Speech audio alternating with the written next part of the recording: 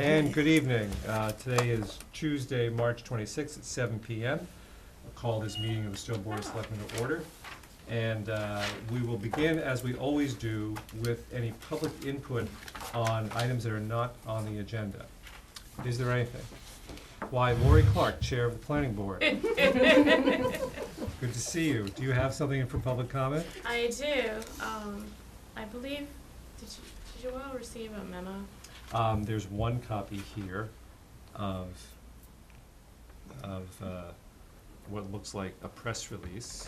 Is that what you wanted to discuss? No, actually, so I just wanted to share, in the past, Jim, you had asked us about what we had planned for communications around the Lower Village project. And so I just wanted to offer you, highlight a couple of things happening. One is that we do want to get a press release out next week. And then we also are creating an FAQ for all the boards and relevant boards and committees to have, just so that everyone has the same answers and in terms of, are able to answer the basic questions around the project. And then we also will begin sharing relevant information on social media next week. And that is really leading up to a town hall forum that we're planning to have on April 17th, where the public can invite, we invite the public to really get questions answered and things of that nature. And then the only other thing I'll say is, the other things we'll be doing during this month is actually meeting with direct abutters that may have some work outstanding in front of their properties as well, just to make sure they understand all the issues, and if they have specific questions, we can answer them. So wanted to really just make that known, just because I know that was a question that had been asked to us, and just wanted to make sure you had a sense of the types of communication that would be happening. Thank you, Lori. So just to repeat, so everybody gets it, your forum is on April 17th? Yes. Okay. And Mr. Burke wanted me to remind you, there's the FinCom public hearing on the warrant on April 2nd. I think Jesse's already going. Oh yeah, we'll, yep, You'll be there. I'll probably Okay. go there too. And I want to apologize to the board. Lori asked me to put this item on our agenda for today. I forgot. So if we want to have any sort of an extended discussion, we can put it on the agenda for April 9th. But I wanted everybody to know what's going on. So thank you. And we're meeting April 9th too, so if you do want to speak, we can get together. Right. Thanks, Lori. Okay. I know you're anxious to get information out to the public as well. Yes. So, looks like a good plan. Does anybody want to take a look at this? Okay, thank you. I'll let you know if we want to put something on the agenda for April 9th. Okay, wonderful. Thank you. Thanks. Anything else for public input? I don't see anything. I have nothing for chairman's comments. And we will go to the minutes. We have, correspondence. I don't know if everyone's had a chance to take a look what's in the correspondence folder. Is there anything you've seen here that you want on a future agenda that we don't already have?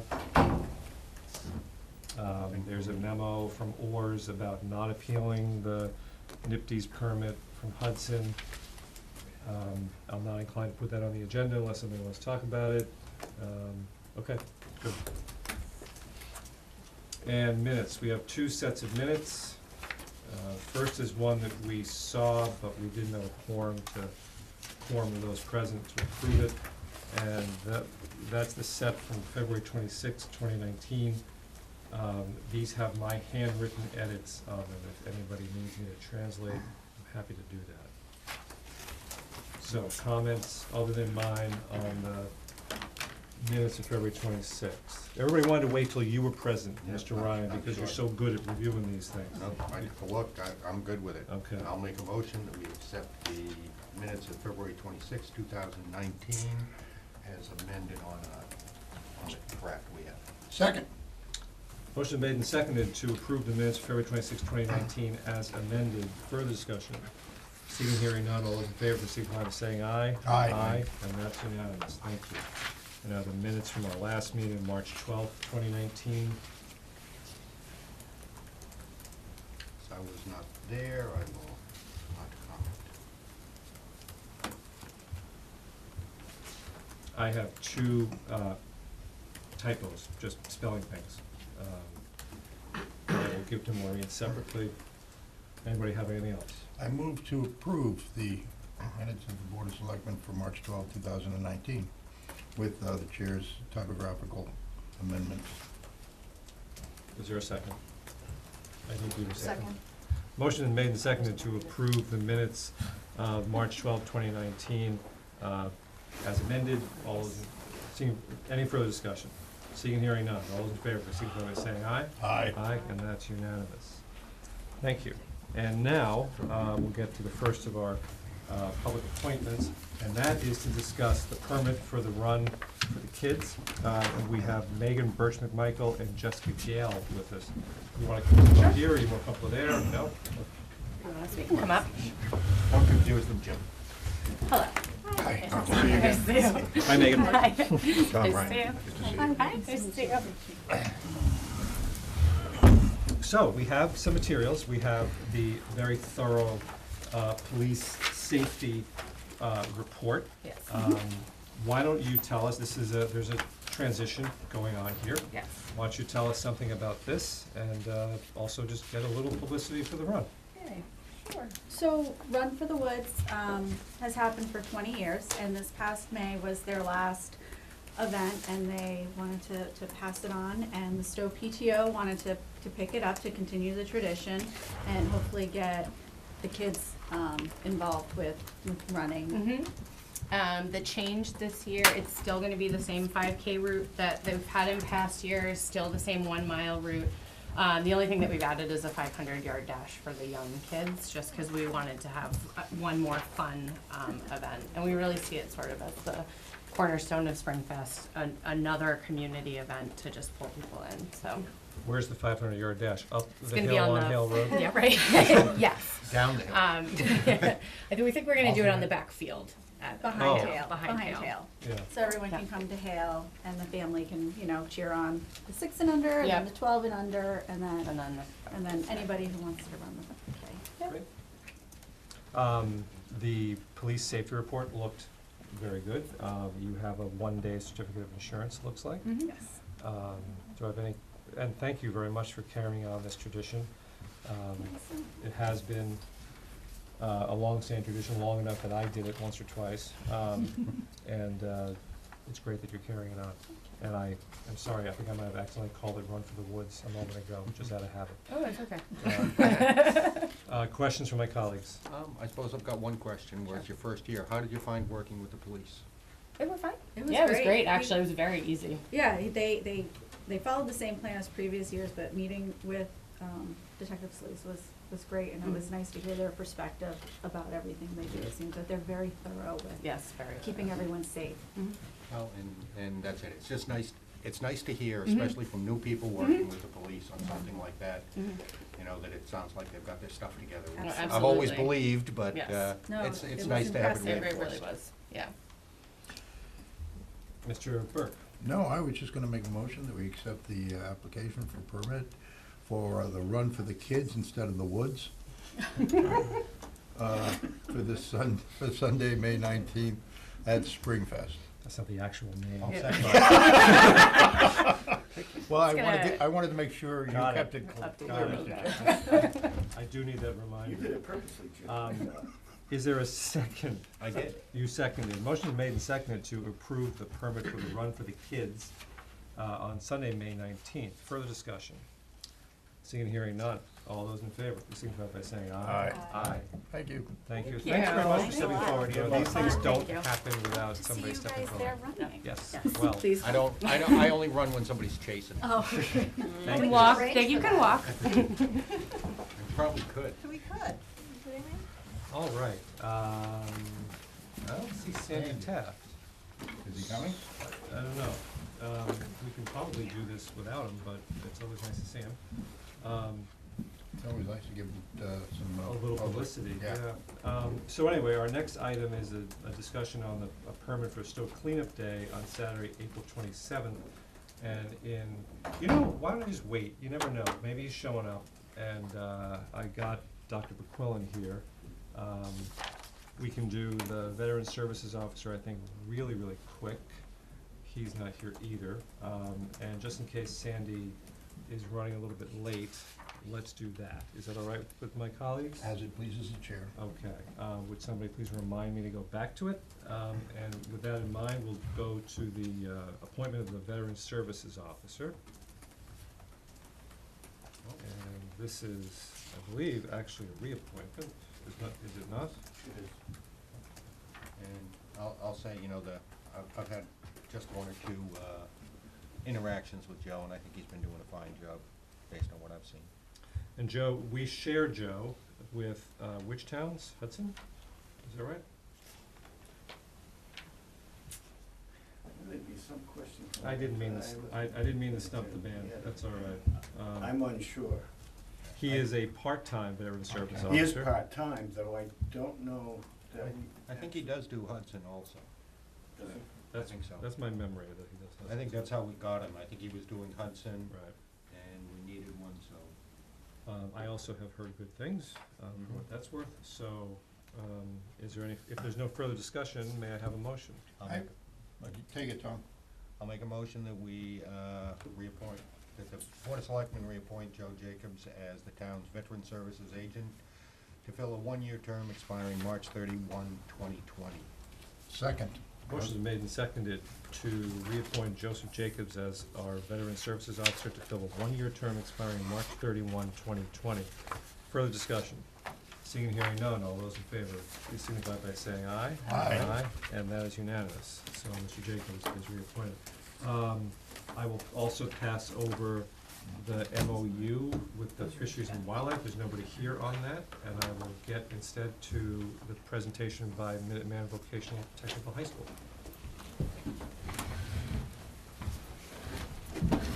So I think everybody knows everybody. Just talk about How are you, man? Hello. Oh, you do see it. See what- Some say I'm not. See you.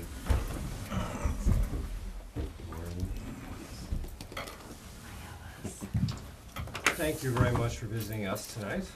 Appreciate it. And how would you like to proceed here? Well, we have Dr. Bookwillen here for folks who are watching at home. Dr. Bookwillen is superintendent of schools, has been for what, 10 years? 12 years. And 3 months. that is what a record, that's a record, right? 26 For like days. superintendents in Massachusetts, How really many long hours? tenure. So, and hopefully he'll stay after this meeting and continue. It only seems like 15 years, right? So he's got a presentation for you and to tell you about the progress on our new building, which is Thank you. Stow's new building. And I'll let him take it away. Sure. Dr. Buchanan? And there's copies here if anyone in the audience wants one. So I appreciate, just to give you an overview, I can go through these fairly quickly. We'll talk about the building, enrollment, and then the assessment. There's some nice pictures in here of the building. We're basically on time. Actually, from our original estimates, we're a year ahead of schedule, and we're still slated to open this September. We're expecting a temporary occupancy permit July 25th or 6th. As I said, we're on budget and on time. Not without challenges, but from the weather and really workforce development issues. It's ironic a vocational technical school is having trouble, as most construction projects are, in getting enough skilled labor to build it. You can't use what you've got there. No, Grafton. no. We do have some alumni working on the project, though. This could be Cool. an interesting thing. Yeah. So, I can answer any questions about that. I will let you know that on October 4th, on Friday, October 4th, tentatively in the morning, 10:30 or so, we're gonna have an official ribbon cutting to the new school. We will have been in it for a month with students, and I sort of want a month to make sure everything works before we invite dignitaries. What's been talked about on page 8, I just wanted to bring the select board up to date on the development of the campus. We have proposed athletic facilities that are in our budget right now that include one synthetic football field, a track, and 2 natural turf fields. We just this past week put out an RFP to try and find partners to complete what we call a full build, which would include 3 synthetic turfs, 6 tennis courts, bleachers, a press box, an athletic building with a concession stand and storage building. We had been talking with the town of Lexington, and they're unable to participate in a full build, so we're looking at potential partners to participate with.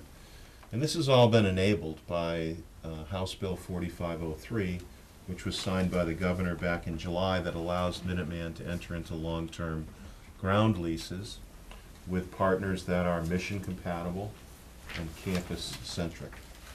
So at this point in time, we're really focusing on getting a full build of the athletic facilities to really be a resource for our member towns and other folks that have been using the Minuteman campus for many years. There is an opportunity in Phase 3 to explore some additional development that would perhaps utilize what we call the Tremont School building. And if you look on page 8 on slide 15, you'll see in the lower right-hand corner that building that exists, that is the property of the district, that had housed the MIT Lincoln Lab Daycare Center for many years. And for the last 2 years, it has housed an independent day school known as the Tremont School. It's a grade 5 through 12 school. Does the dotted line, the blue dotted line, represent the limit of Minuteman's property, or this is representing No. something else? On the right-hand side is the town of Lexington. Oh, okay, On the left-hand side is the town of Lincoln. okay. Are the proposed athletic fields, you said they're leased, so I'm taking it that they're not on land currently owned by the school? No, they, Or I proposed to be? misspoke. If we have partners that want to develop something, we can enter into a long-term ground lease with them. In other words, they would build something on it, we would own the land. Oh, It I would see. be mission compatible. In other words, our partners and member towns would have access to whatever's there, but they would be paying the district a ground lease that would go towards offsetting the cost of building the new school. Okay.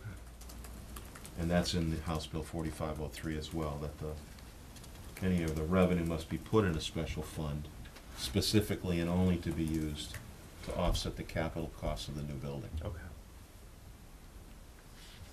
Thank you, sorry to interrupt you. Sure.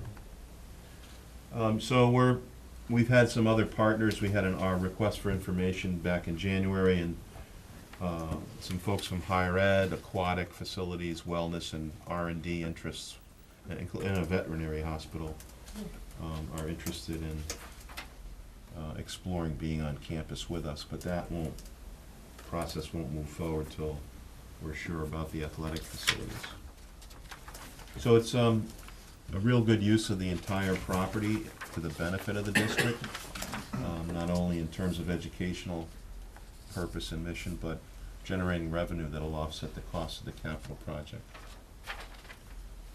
Enrollment, just to touch on that, unless there are any other questions about the building. I'll just comment on that, it's nice to see a project on time and on budget. It's We have good a thing. great team, a great school building committee. Alice represents Stow on the school building committee as well. It's just, it's exceeding my expectations. Enrollment, just a snapshot of the last October 1 enrollment reports. The total enrollment's about 516. Stow has about 19 students as of October 1. I do want to share with you, enrollment has been the perennial, really a perennial question at Minuteman. This is a spreadsheet as of today, or yesterday, of the amount of applications that we've had. Just pass them around. Yep.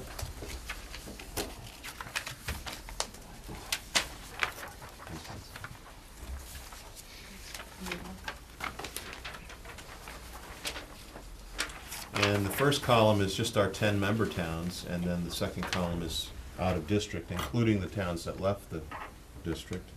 And then the third column is the total. And I'll note that we're close to 40% more than what we had for the entire year last year at this point in time. We're looking at 197 applications. About 190 acceptance letters have gone out already to the entering class for member district student applications only. And I'll just, the school design capacity was 628. That's what we were, I guess you'd say, was the compromise enrollment capacity. Which if you times that, 157 times 4 is the enrollment capacity. So if these numbers continue to hold, and we are still accepting member district applications and non-member applications, no, actually non-member applications are all done. We may not have enough room in the freshman class the first year the building is open. In which case we would be turning away most, if not all, of the out-of-district students, including Watertown. So we're pretty excited at this. Our yield rate over the last 4 or 5 years has been in the low 70s. Because of the, I don't want to, because of the type of applications we're getting and the engagement that we've experienced, really last year and even more this year from parents, we're expecting a higher yield rate, but we won't know until they make their commitment. We send out the acceptance letter, much like a college, we wait for their commitment. I think we have to have it by May 1st. And then we would offer, if we have room, we would offer it to out-of-district enrollment applicants based upon their application. Has this or anything else prompted discussions with any towns, like maybe Watertown, about joining the district? I haven't told them that they may not get in this year. We have had several opportunities. The new superintendent there has been open to, I would say more open than previous administrations to joining and having public discussions. Kevin Mahoney and I have been at 2 school committee meetings in Watertown, one of which was attended by some of the city council members to discuss their joining. They've paused the process to join based upon the number of capital projects they believe they have in their own town, including school projects. They feel like they're, they don't want to overextend themselves by joining Minuteman and taking on that debt as part of their balance sheet, was what was told to me. This may change that perspective. Mr. Burke, if you don't mind being interrupted, or would you prefer questions at the end? I prefer being interrupted. Mr. Burke, thank you. Just following the chair's lead. I just have a question. What is your capacity for the freshman class just with respect to in-district students? Are you going to exceed that maximum capacity? Well, we look at it as what's our enrollment capacity for the freshman class, period, and it's about 200 is what we're. And in-district, So you're would- close. We have to accept, by state law, we have to accept member towns before we offer and so, out of district, so. and it's 197. Yeah. And that's, but then you expect a 70% follow-through rate. That's what historically it's been, the last 5 years, I believe. So that And we're was, still accepting applications. okay, so you'd still be significantly under, well, I don't know if it's significantly, but To be in honest. terms about 30 or 40, if prior trends are consistent, about 30 or 40 less than your freshman year capacity. The question I've got is how are those, assuming that there are a margin here, how do those slots get divvied up? How do the in-district slots get divvied No, up? that's, Or how do the the delta, remaining slots? yeah, the delta between Oh. how many in-district students actually give you their, notice that they're going to apply on May 1st, and what your capacity is, which is 200, how do those slots get divvied up? The applicants are ranked. So we take them, at this point in time, we take them from member towns all as one group. So they're ranked, you know, from 100 to 50. And then if the commitment will go all the way down to 50 points. We've never been in this situation, to be honest with you. Well, just say that then, that's fine.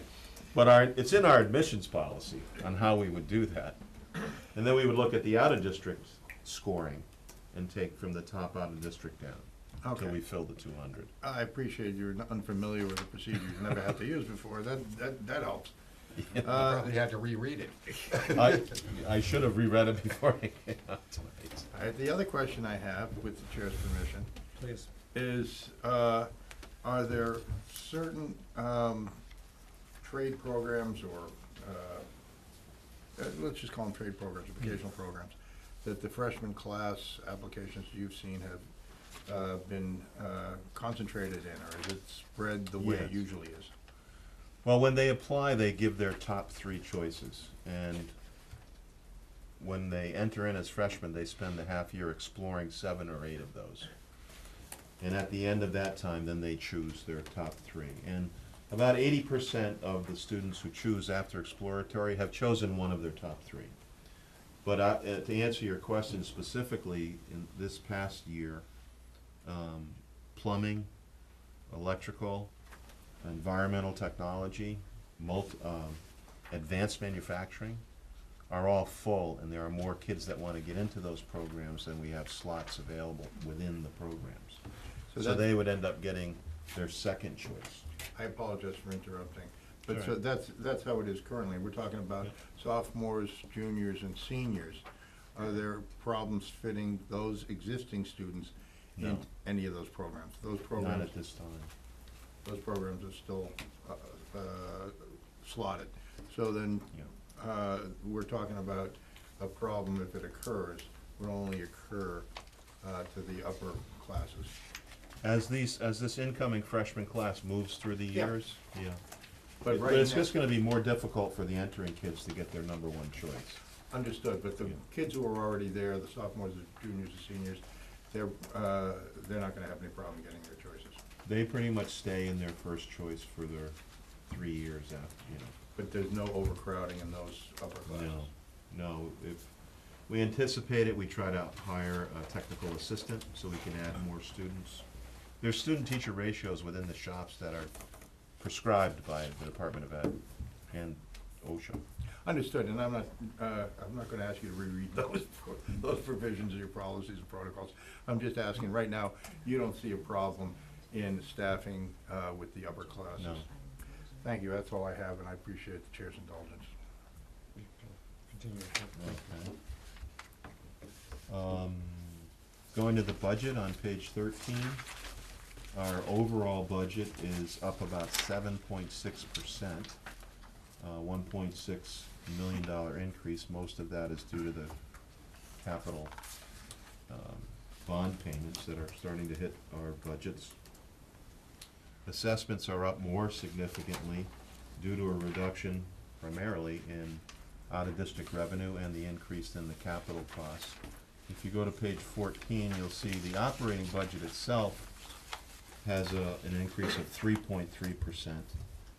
And the building project debt service of that total is 3.1 million. We've gone out twice now for bonding, and we're gonna go out one more time once the project is completed. I think the remaining amount that we need to bond for is about 14 to 15 million. So our budget history over the last 4 years, we had a drop in 18 and then increases as that debt starts to hit our assessments or your assessments. Do you know off the top of your head what kind of rates you're getting? The last round was a little bit higher than we had projected because of the change in the environment. It was less than 3%, I believe. I think our first one was lower than we anticipated. We're looking at the final borrowing very closely as the markets seem to move around a bit. Yeah, they fluctuate. But we've been working with Unibank, who advises us, and then our bond counsel is Rick Manley, which I think he's everybody's bond counsel. So the assessment for Stow is a total of $881,000, an increase of about $154,000 over last year. Just some items around the budget on pages 16 forward. Some impacts on the budget of the new building. If you think about it, we're still operating the old building for 3 or 4 months while we're in the new building. So we've had to anticipate those costs continuing until the building is actually demolished. In terms of programming, we've added 2 new programs in the new building: advanced manufacturing, which we have a full-time rock star of a teacher in there. And then this year we started our multimedia engineering program, which is really more like a technical theater program. Again, another rock star teacher, and it's full with freshmen. So we're gonna be hiring another part-time multimedia instructor next year, and then a logistics engineer as part of our engineering program. One of the unique things about this new building, and I can't wait for you to see it, is we have a warehouse right across from the robotics and engineering area, a real functional warehouse. And so students are gonna cycle through that, so they get familiar with supply chain management, logistics, even forklift operations and that sort of, because almost every occupation is touched by logistics and supply chain management. And there are actually credentials that our students can earn while they're participating in that program. We're hiring a facilities director, a full-time facilities director. Half of that salary will come out of the district budget. The other half of the salary will come out of the revolving accounts that support, that our rentals go into, any revenue that's generated from renting the facility. We closed that, I didn't tell you this, but we had 110 applications for the director of facilities. Because if you think about a brand new $145 million resource and the technologies that are in there, we really needed to bring that capacity into the district. We're looking at contracting out some of our cleaning services, and so there'll be a cost savings to that over time. This is the first year that we're able to collect the capital fee from those non-member towns. Because we haven't borrowed the full amount, we can't charge the full amount that we projected, but the commissioner set that capital fee at $6,200 per student for towns that have 5 or less Chapter 74 programs, and $4,600 if they have 5 or more vocational programs. So we're gonna collect that revenue in the next fiscal year and then use it in FY21, like we do tuition, to apply it to assessments in FY21. So we're collecting that money this year, but we're not able to use it to reduce assessments. That Can was I ask you something about that? Sure. From all of our discussions about the building a few years ago, I remember 2 things about that. Number one, it wasn't certain that DESE was going to allow a non-member capital charge, so this is good news. Yes. I have a vague memory, though, that the out-of-district per student capital charge is significantly lower than the, if there were such a thing, the in-district per student capital Yeah. pro rata share. Am I correct? You're correct on the first part, but not the second. They're comparable? The commissioner uses the average cost for the member districts as part of one of the variables in the formula. So it's intended to reflect what our member districts are paying on average. The delta, the difference between A and B is that if you think about towns that have 5 or more vocational programs already, they're paying twice for capital costs for vocational, and so there was a compromise, I guess you'd call it, between the department and those superintendents from those sort of districts that they would pay 75% of the average. Okay, so basically my memory, so these numbers, I'm assuming the higher one reflects roughly 75% if you were to prorate the capital charge. This, the No, the second lower one, the lower one represents lower one. 75%. The Okay. 6,200 represents what our member towns would be paying as an average capital fee Okay, cost. okay, thank you. Yeah. So That's what, good news. other shifts in the budget and what they're attributed to is the collective bargaining raise is about 3%. We're reorganizing some of our staffing to save funds and to accommodate the academy model in the new building. We're contributing less to our stabilization fund, about $215,000 less in FY20 than we did in FY19. That capital stabilization fund has about $766,000 in it. It was designed to help us fill the gap between what the state provides in terms of fixtures, furniture, and equipment, and what we would need as a vocational school. We've been very fortunate over the last 2 years to receive about $1.5 million in equipment funds from the governor. We currently have another grant application in, which could give us as much as another $1.2 million.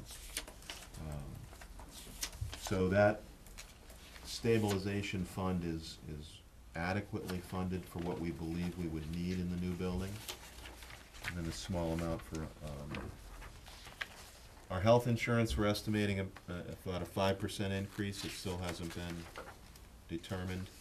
Minuteman has its own retirement fund. We're being asked to contribute more to it this year. We're continuing to fund our OPEB liability at a modest amount of $50,000 a year. Even operating 2 buildings, we're looking at a decrease in utilities, really reflective of the new building, and just the greater efficiencies, greater insulation. It does not include our photovoltaic project. I don't know if you remember that. We got approved, well, in 2010. The town of Lincoln approved a photovoltaic overlay district on the Lincoln side of our property, and as we've designed the building, we've designed the parking lot to accommodate that in a canopy system. The governor approved $1.4 million in his capital bond bill for us to complete that photovoltaic overlay district and actually own the system so we could benefit from it 100%. He has yet to release those funds, but this past Monday, or on the 21st of March, our entire legislative delegation signed a letter to the governor again, urging him to release those funds because it puts at risk almost $2 million of LEAD incentive funds. So by not spending 1.4, we could lose $2 million in terms of LEAD. I forget what LEAD even stands for anymore. Yeah, The environmental, certification. yeah. So these are some other, we call them transition costs. We're moving into the new building with new programs. You'll see additional days. We've allocated, I think 2 days per staff for them to go in after we get the occupancy permit and set up their shops and classrooms. Some other minor things on page 19. Again, an overview of the staffing changes from this year to last year. We did have some retirements that we're not refilling.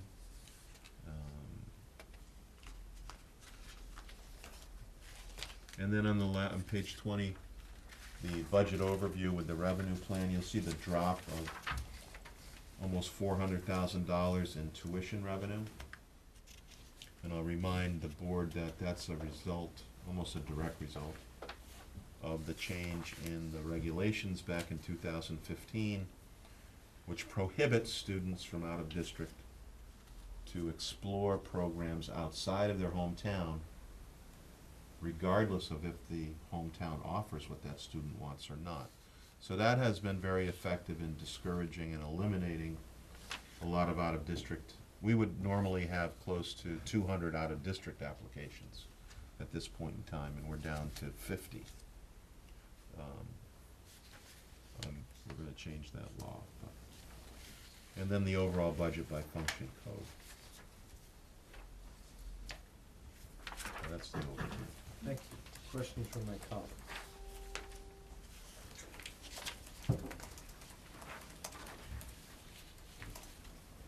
Mr. Burke? I would be interested in hearing our town administrator's thoughts on the financial aspect of this presentation, if he has any. I don't have any that would change the course of events, and so short of that, I don't know if there's anything that I could provide that would be worth remarking on. I think it's gonna be a challenge for us in the future. I think we benefit primarily from the fact that we have a smaller number of students attending. When you look at the cost per student, you look at the rate of increase for us is 21% on our assessment.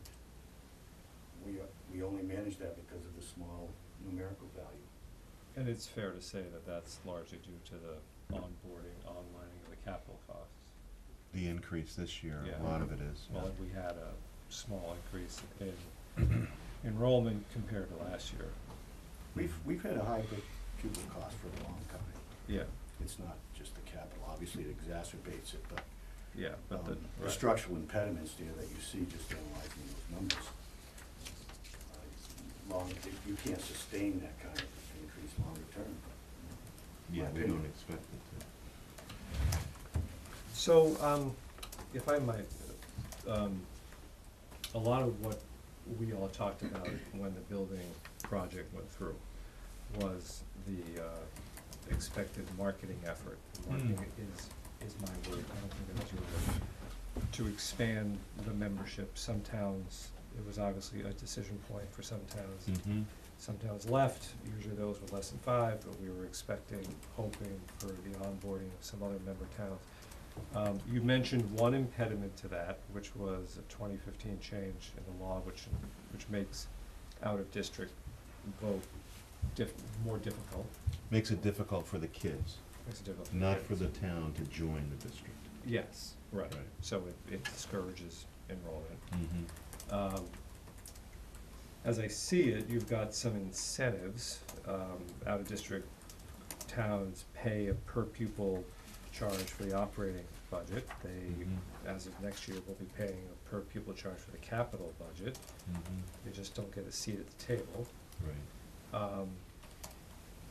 Yet it looks like the only likely prospect, the only one that sends enough students to make this worthwhile would be Watertown currently. Is that fair or not? That's who we've been primarily Targeting. talking with, yeah. They So- have 65 kids there now. Long way of just trying to ask, how are the marketing efforts going and how do you see them going?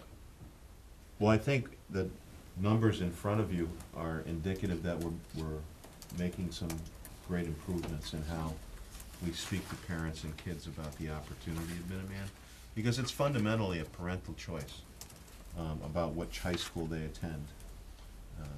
And we have this year done a number of things differently. We've added some resources to the recruitment, marketing, and retention effort, namely an assistant director of admissions who comes from that world, so that we can be in more places at one time. We've also advertised for and hired, I guess is the word, 5 parent liaisons that represent areas of the district. So they are parents of current students or recently graduated students that have been reaching out to parents in their hometowns.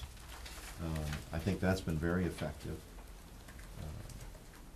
We've also improved our social media presence and how we utilize social media to talk with families.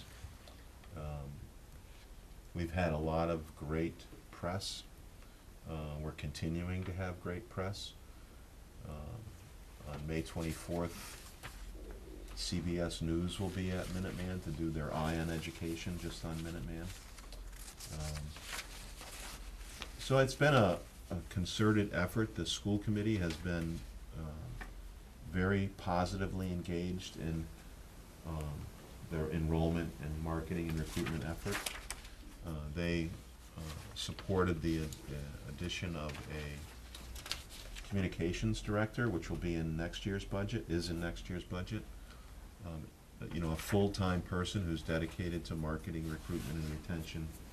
So it was really important to add more capacity to have the conversations, because they're really one-on-one conversations in small groups with parents, and parents talking to parents seems to be appreciated, so that parents can make the right decision. Vocational education is changing. The perception of it is certainly changing. The support for it is growing. I mean, most of the schools in this area are going to have waiting lists this year. You know, some of the towns that decided they were going to go to Assabet aren't going to get into Assabet this year because there's no room. And they've traditionally had out-of-district students from towns like Clinton for 35 years, and there may not be any room for those students. So this idea of access to high-quality career and technical education is going to be one that I believe the legislature wants to deal with this year. I know the governor is interested in it. There was an advocacy day last week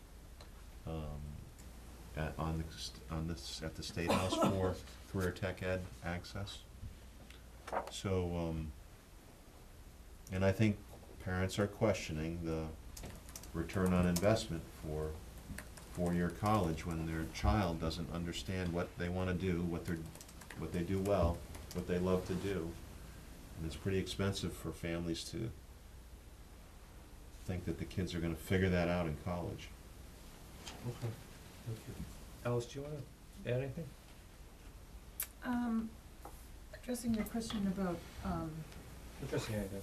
oh, okay. No, I just think, you know, the fact that Stow is part of the district is really important for the kids because it's gonna get hard for the kids who aren't from member towns to be in the school. And I think it's been a good investment. I think that it's going forward, it's gonna be a great opportunity. You know, I wanna make sure that Stow keeps a foot in there with lots of kids because it's really a great opportunity for them. And they do actually get to figure out what they enjoy doing when they're not too old to make the choice. You know, there's a lot of kids that don't figure that out until it's too late, really. So I'm very happy that things are going this way. Dr. McMichael's done a great job and his staff. The school committee has an enrollment task force that has been meeting regularly all year to kind of monitor what's going on, make sure that there's adequate progress to filling our new buildings. And you know, clearly they're going to do it. All right. Mr. Burke. Yes, I just have a couple of, Actually, just let me make sure. Ingeborg, Tom, do you have anything? I just had one But- question. Certainly. I think it kind of went along with what Jim was saying as far as recruitment and stuff. It sounds like a lot of the recruitment is in district. Yes. How about out of district? We don't do any out-of-district recruitment other than at Watertown. Probably doesn't pay with one or two here or there, I suppose. Well, it also doesn't pay when I run into the superintendents at the meetings and they say I'm raiding their, you know, some of those towns are already members of other regional vocational schools, so it'd be going into territory that doesn't belong to me. I just Anything? have one, which is because I missed the number. What is the capacity in each class, student capacity? Well, the freshman class, we're anticipating our ability to handle 200 freshmen. But going forward, the capacity of the school is not gonna allow that great a number. It's just because there's a little bit of space still. The freshman class moving through can be a little bit bigger. And I would imagine you have some sort of attrition between the first year and second year also. Well, between the 4-year we graduate about 88% of the freshmen that start. Okay, So knowing that, and, you know, right. You can twiddle a little bit, but you don't Yeah. have a lot of room. not with the staffing, no. we would have to add staff to handle, 750 kids. And you said the capacity for the entire school is? The design capacity, which really means what the architects have to work around that MSBA approved, is 628. And you can go 15% above that, generally speaking. And we've tried to accommodate that, and I think we could handle close to 800, but that's just my over-optimistic view of the world. But MSBA might not let you go more than 660 or so. They don't have any say in how many kids we accept. All right. They just had a say in what we built. You could always go Yeah, to double sessions. Are you done? I'm done. Mr. Burke? Yeah, the MSBA just sets the amount of reimbursement based upon what they project maximum capacity is. But after that, it's a question between you and Lexington or Lincoln's building department, how many students your new building will hold. Is that correct? That's a good question. The occupancy, I don't know if the towns actually get into, like when you walk into upstairs of the fire department, it'll say the permitted occupancy. I don't know if they have that authority. I mean, obviously, we gotta fall within the safety and health things, but So, but you see optimistically, as you said, 800. Look, the one question I really have here is, actually, it might lead to another question, but I appreciate you being here. I don't want to keep you any later. You probably have to make other meetings. If I've not already tonight been or to other 2, nights. so you're my last meeting today. Okay, then I'll go on for. But I'd still like to go home. We have, We wanna keep him we have on other the stand. committees. I'm only kidding. Of course, I just have 1 or 2 questions. What is the bottom line for in-district assessments per pupil? Let's say, how much is Stow spending on each student that is going to Minuteman this year? Or actually next year? Do you got a per pupil? It depends what the enrollment is on October 1, but if you took this year, I'm not gonna see it. And then I think you'd wanna back out the middle school program too, because that's a little bit of a wild card in there. And so it reduces it a little bit. I mean, you can just give it's me in the a- high 20s. Does that include capital? No. Not this year. The year that we're in right now. Right. Next year, so I'm actually, Fiscal 20. Yeah. fiscal 20, assuming you got roughly the same amount of students that you got this year, how much capital and operating is the assessment gonna be per Probably in the pupil? low 30s Yeah. per pupil. Oh, that's the budget book. Yeah, the budget book shows that. And what does the budget book show?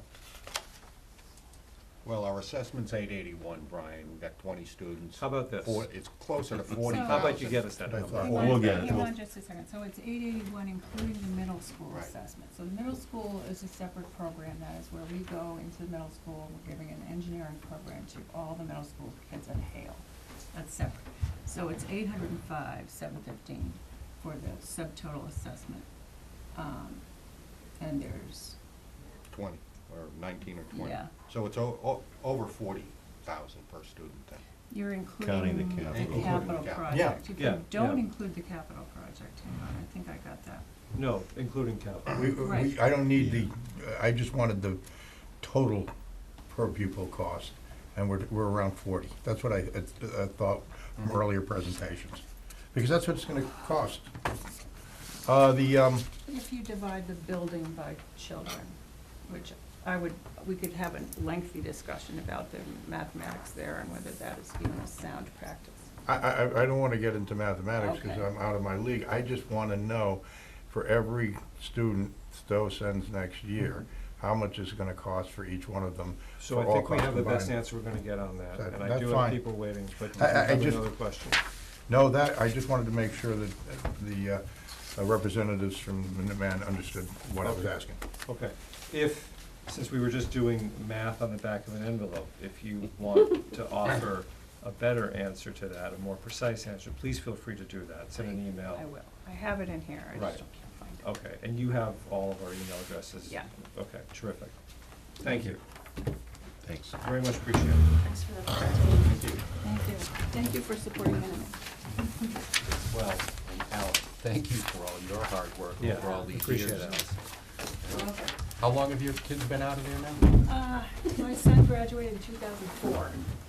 And you know what he says? He says he would go there again, and he says, "Thank you, Mom, go Mom." So, You're obviously a great mom. So, I wanna go back to an item we passed over, that's the permit for the Stow cleanup day. Sandy Taft, I saw walk in. Well, Sandy, we did get to it, but we're pretty sure you wanted to be here with us, so we skipped over it to give you a Thank you. chance. Not to signify that there's any real controversy about this, but to give you a chance to talk on camera about it. Great, thank you so much. Well, I'm here this evening because we have our, thank you, Stow cleanup on April 27th. That's the date that we'd like to hold it. And we'd like to use a very small portion of the lower common, and I know there's been some questions on that. So I brought a few photos to share with you to show you what that footprint looks like. Okay, great. And I did talk with Mike Clayton about that as well too, and he's comfortable with that location. And that's been the same location that we've used every year. It's very convenient where you can actually park right there and walk through that little sidewalk and then come up and get a bag. And I'd like to thank Mark Treffy for that, Emma's Cafe for providing scones, and Avashan for providing gloves. Continually over the years, those three folks have been fantastic. So also noteworthy this year is it's the same time that both Harvard, Maynard, and Acton will be doing their cleanup, so that's kind of fun in terms of getting the messaging out and the energy. And I know the Scouts have the electronics recycling going on that day, and I'll have a flyer up by them to see if people can swing on down to the lower common to participate as well. We'd like to be able to put the banner up again over the road. That's probably our best form of communicating to people that that's when it's going to take place. And again, there's always a core great group of folks from the town of Stow willing and able to help, and look forward to seeing them again on April 27th. It's an important event, and I assume you're asking that we waive the fee associated with hanging the banner? Yes, please. Just don't have extra money hanging around? Hanging around. Questions or comments? You've been doing this for how many years? 10 or 11. Yeah. Yeah. I think this year's the 11th for some reason. Yeah, I I thought think last year was a Banner a year. landmark year or something Yeah. like that. Glad that the town can cooperate in this. I know Highway cooperates with on the Monday afterwards, picking up all the yellow bags. And I don't see any, personally, I don't see any issue about this. So, do I have a yes? Yeah, George? just real quickly, and I'd ask the town administrator, if there's possible construction along that stretch of Route 117, would it be started by April 27th? I don't know, but It's impossible to tell. Without the additional money at the town meeting, I don't know that we have the money at that point, and I don't know that the design will be complete. and I just wanted to make sure you wouldn't get bumped with a bunch of construction equipment there. That's fine, that's all I had. Thank you. I mean, I Well, think, and in any event, just work with Highway, and they'll make sure that Yeah. any equipment that might have been left there, or operating equipment, we'll find some other place to put it. Great. Right. They I can bring mean- it over to the highway barn or something. no matter what's going on, there'll be access to the Shaw's parking lot. So Right. people will be able to come in, park, get the bags, get their section, and go. Correct.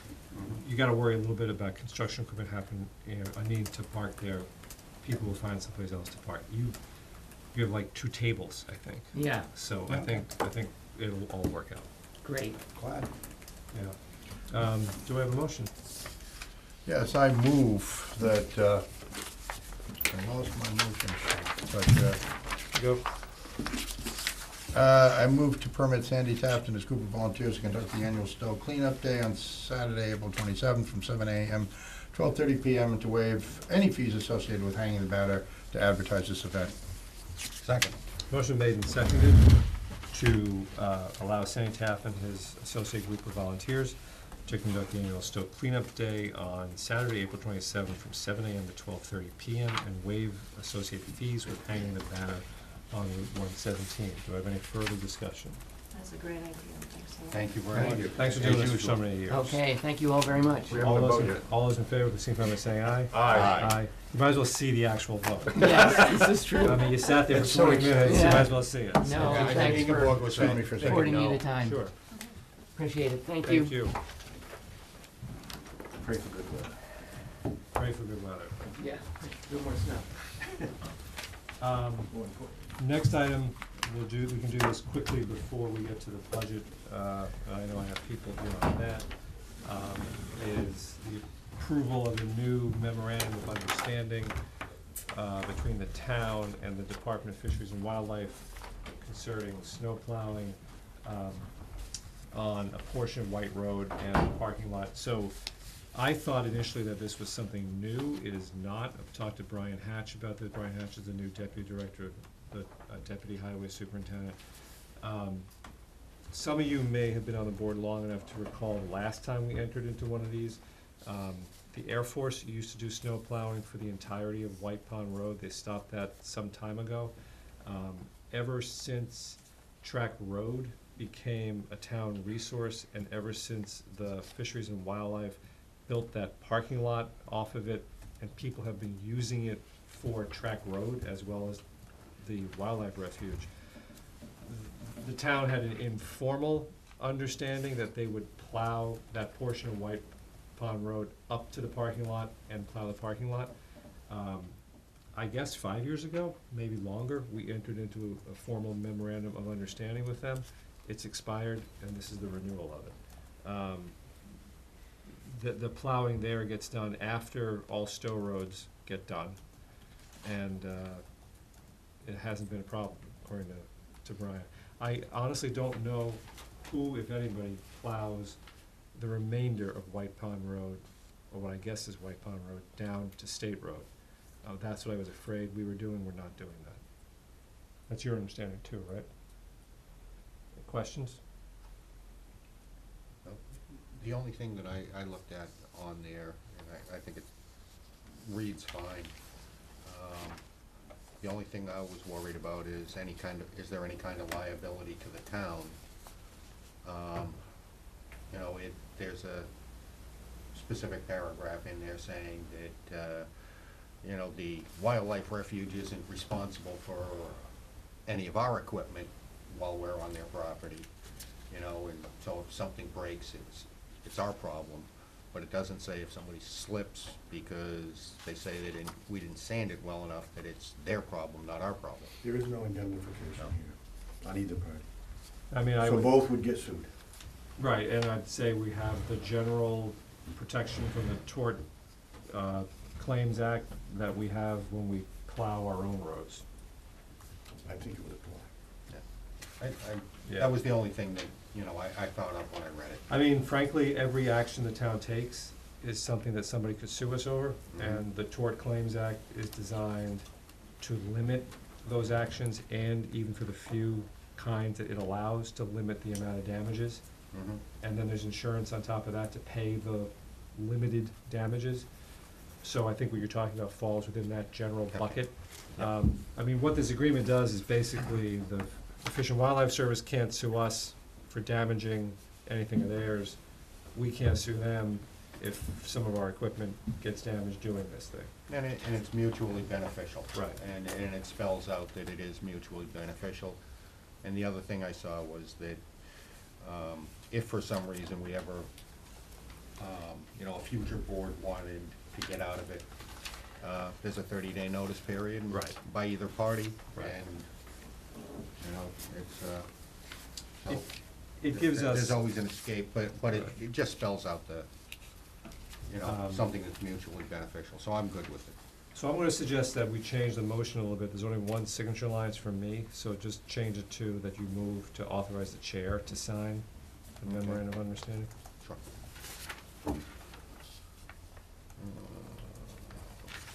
Top one. I move to approve,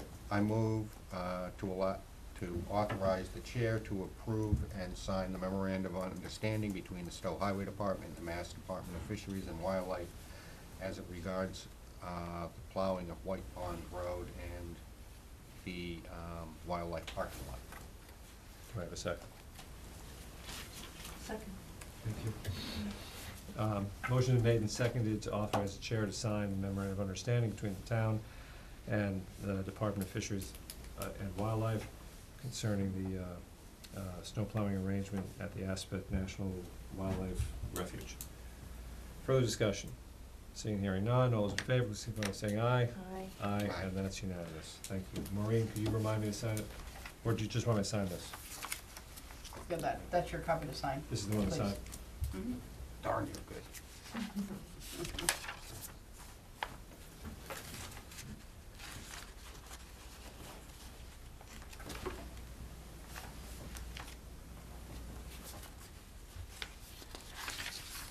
Thank you. There you go, thank you.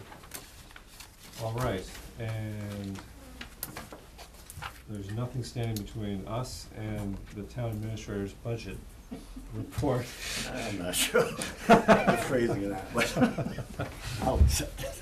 Selectman Wrigley? Oh, I'm sorry. Mr. No, Wrigley? that was, I just thought I'd slip that in. yeah. So first to explain that, as seems to occur every year, some rate adjustments have had to be made to what I provided to you. I wait until the day before I present it, and even then, I can't seemingly get the numbers not to have changed in 24 hours. I did send off a complete new spreadsheet today with changes in the narrative. They're minor. The total change in the bottom line on the expenditure side is 44,000. And there were 3 causes for that, as I mentioned them to you. The first is been persuaded to reduce from 8 to 7.5% the presumption of annual return on investment on the trust fund. This is for OPEB. Was running 8, we'll go 7.5. That will add about $35,000 to the actuarially determined contribution now. They changed the acronym every year, and I think it's to confuse you with the Gatsby rules, because it's harder to find what it is they're expecting from us now. Comfortable with that change? I would have been comfortable without it. But in any event, so that added 35. I also, with respect to the PEG, LACAC, Stow TV, they changed their budget, and I included the change from yesterday and today. It was only 5,000 or 6,000. And the final change was $5,200 on the vet side, so the total is 44,000, so that's been put in.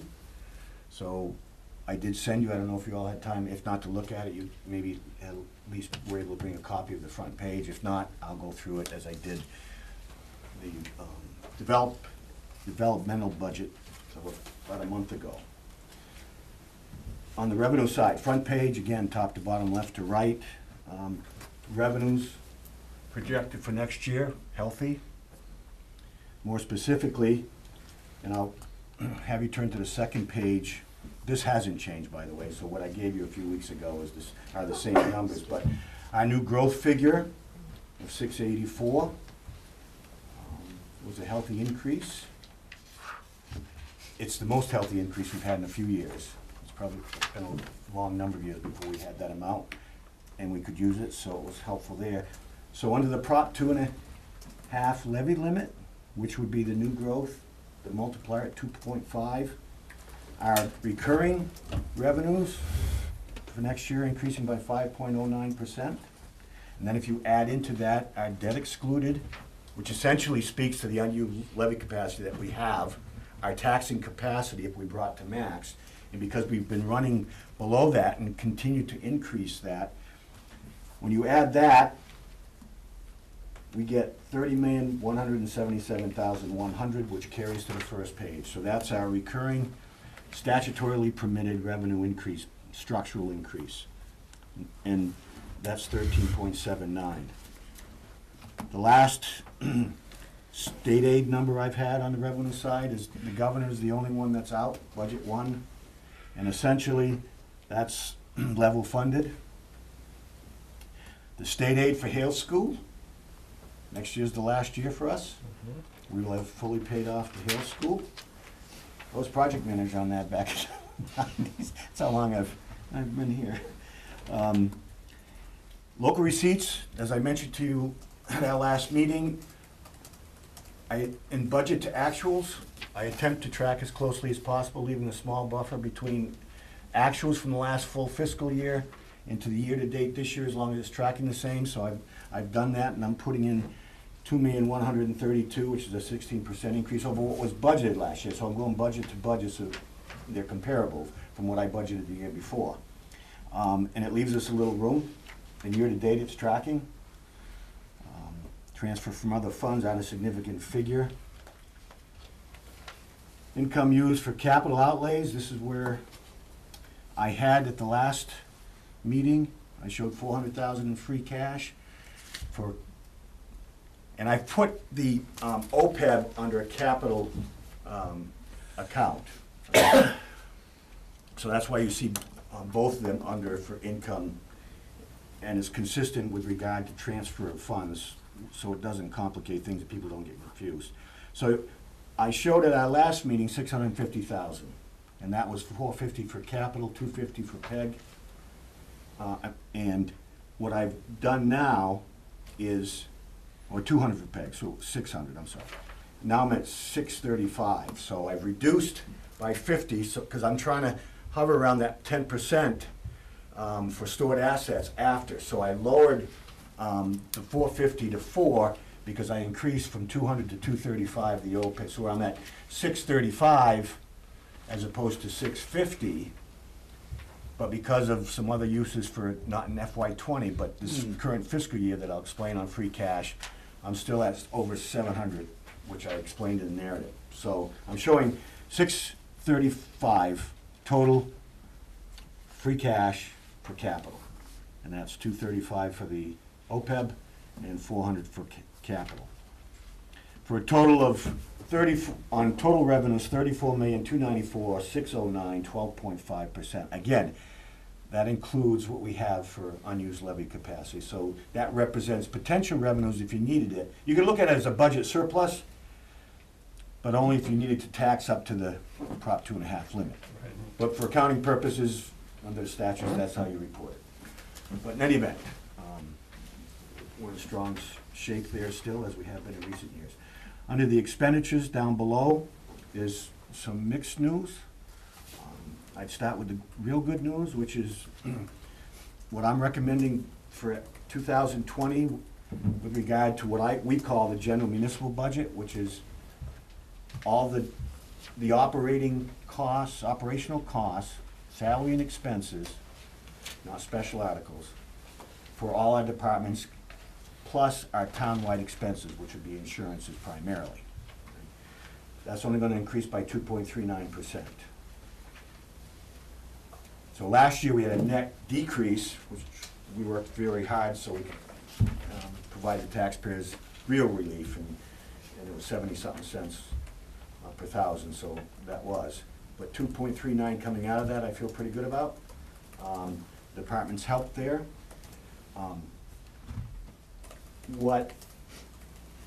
There are several departments that are showing a net decrease. So I'll only give you the significant ones, and we talked about it before. Cemetery department, when I removed the second full-time person from cemetery to move it to highway and sharing those responsibilities, didn't replace them. So we're down 1 in the head count, net. And second of all, I'm continuing to shift from our budget, taxable budget, on the rec to the revolving account. So I took another 6,000 this year on expenses. I took one of the 2 personnel and already shifted it. By statute, I can't take the rec director's salary and do anything with it. We own it.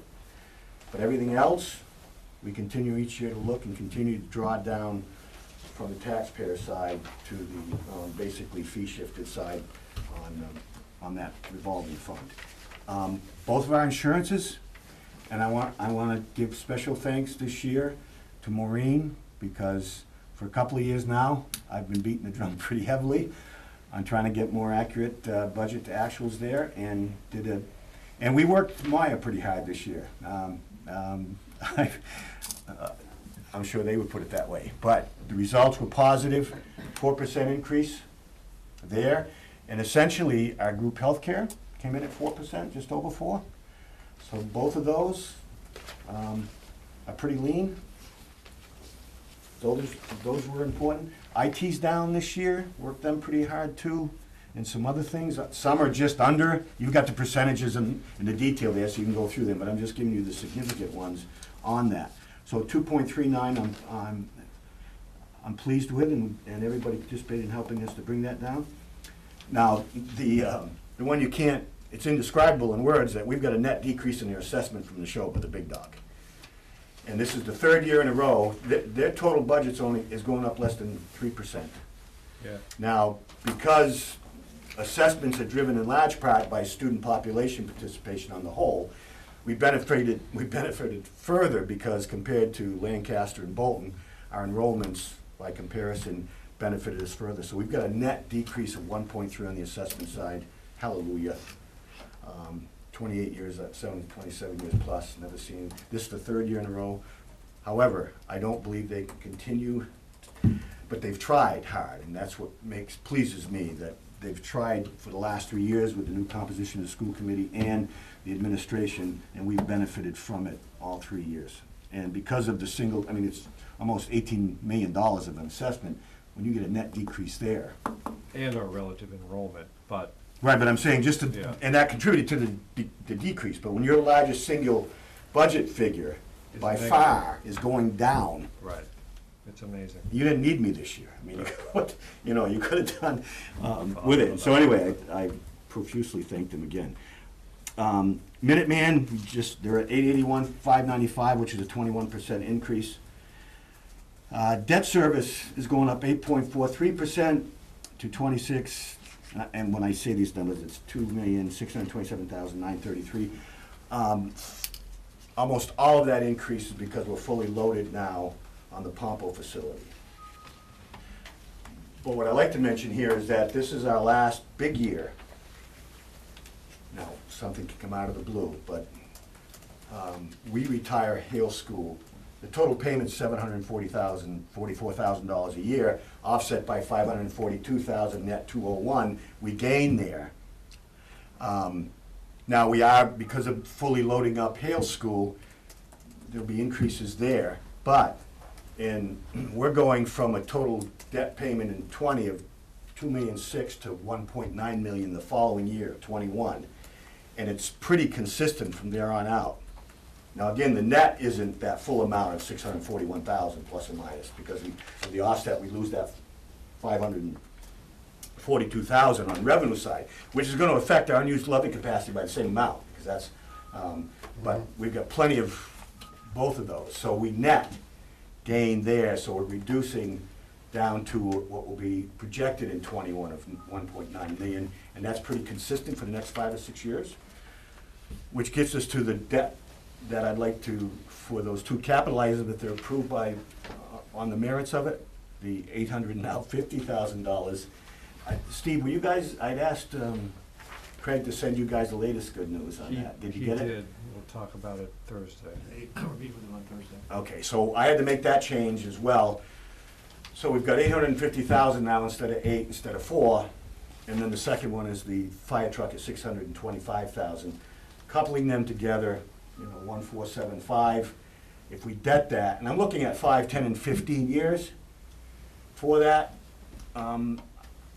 My worry about going 5 years is that the annual payment, and what I'm worried about on the school sides going up, we could use what would be about a $40,000 a year difference between 5, 10 each, at each step, 5, 10, and 15. We might need that, so I'm thinking 10, but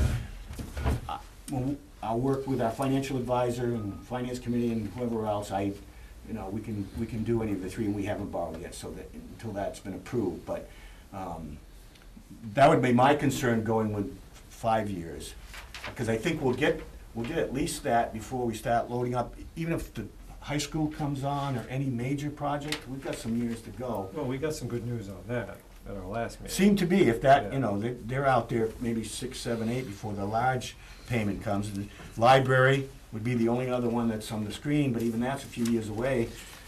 So I thought it may be 10, and that's, at 10, it's 168,000 a year, that we could plug that in for a few years. And we can always refinance, but at least gives me the flexibility, because once we're locked in there, refinancing the other way is more difficult.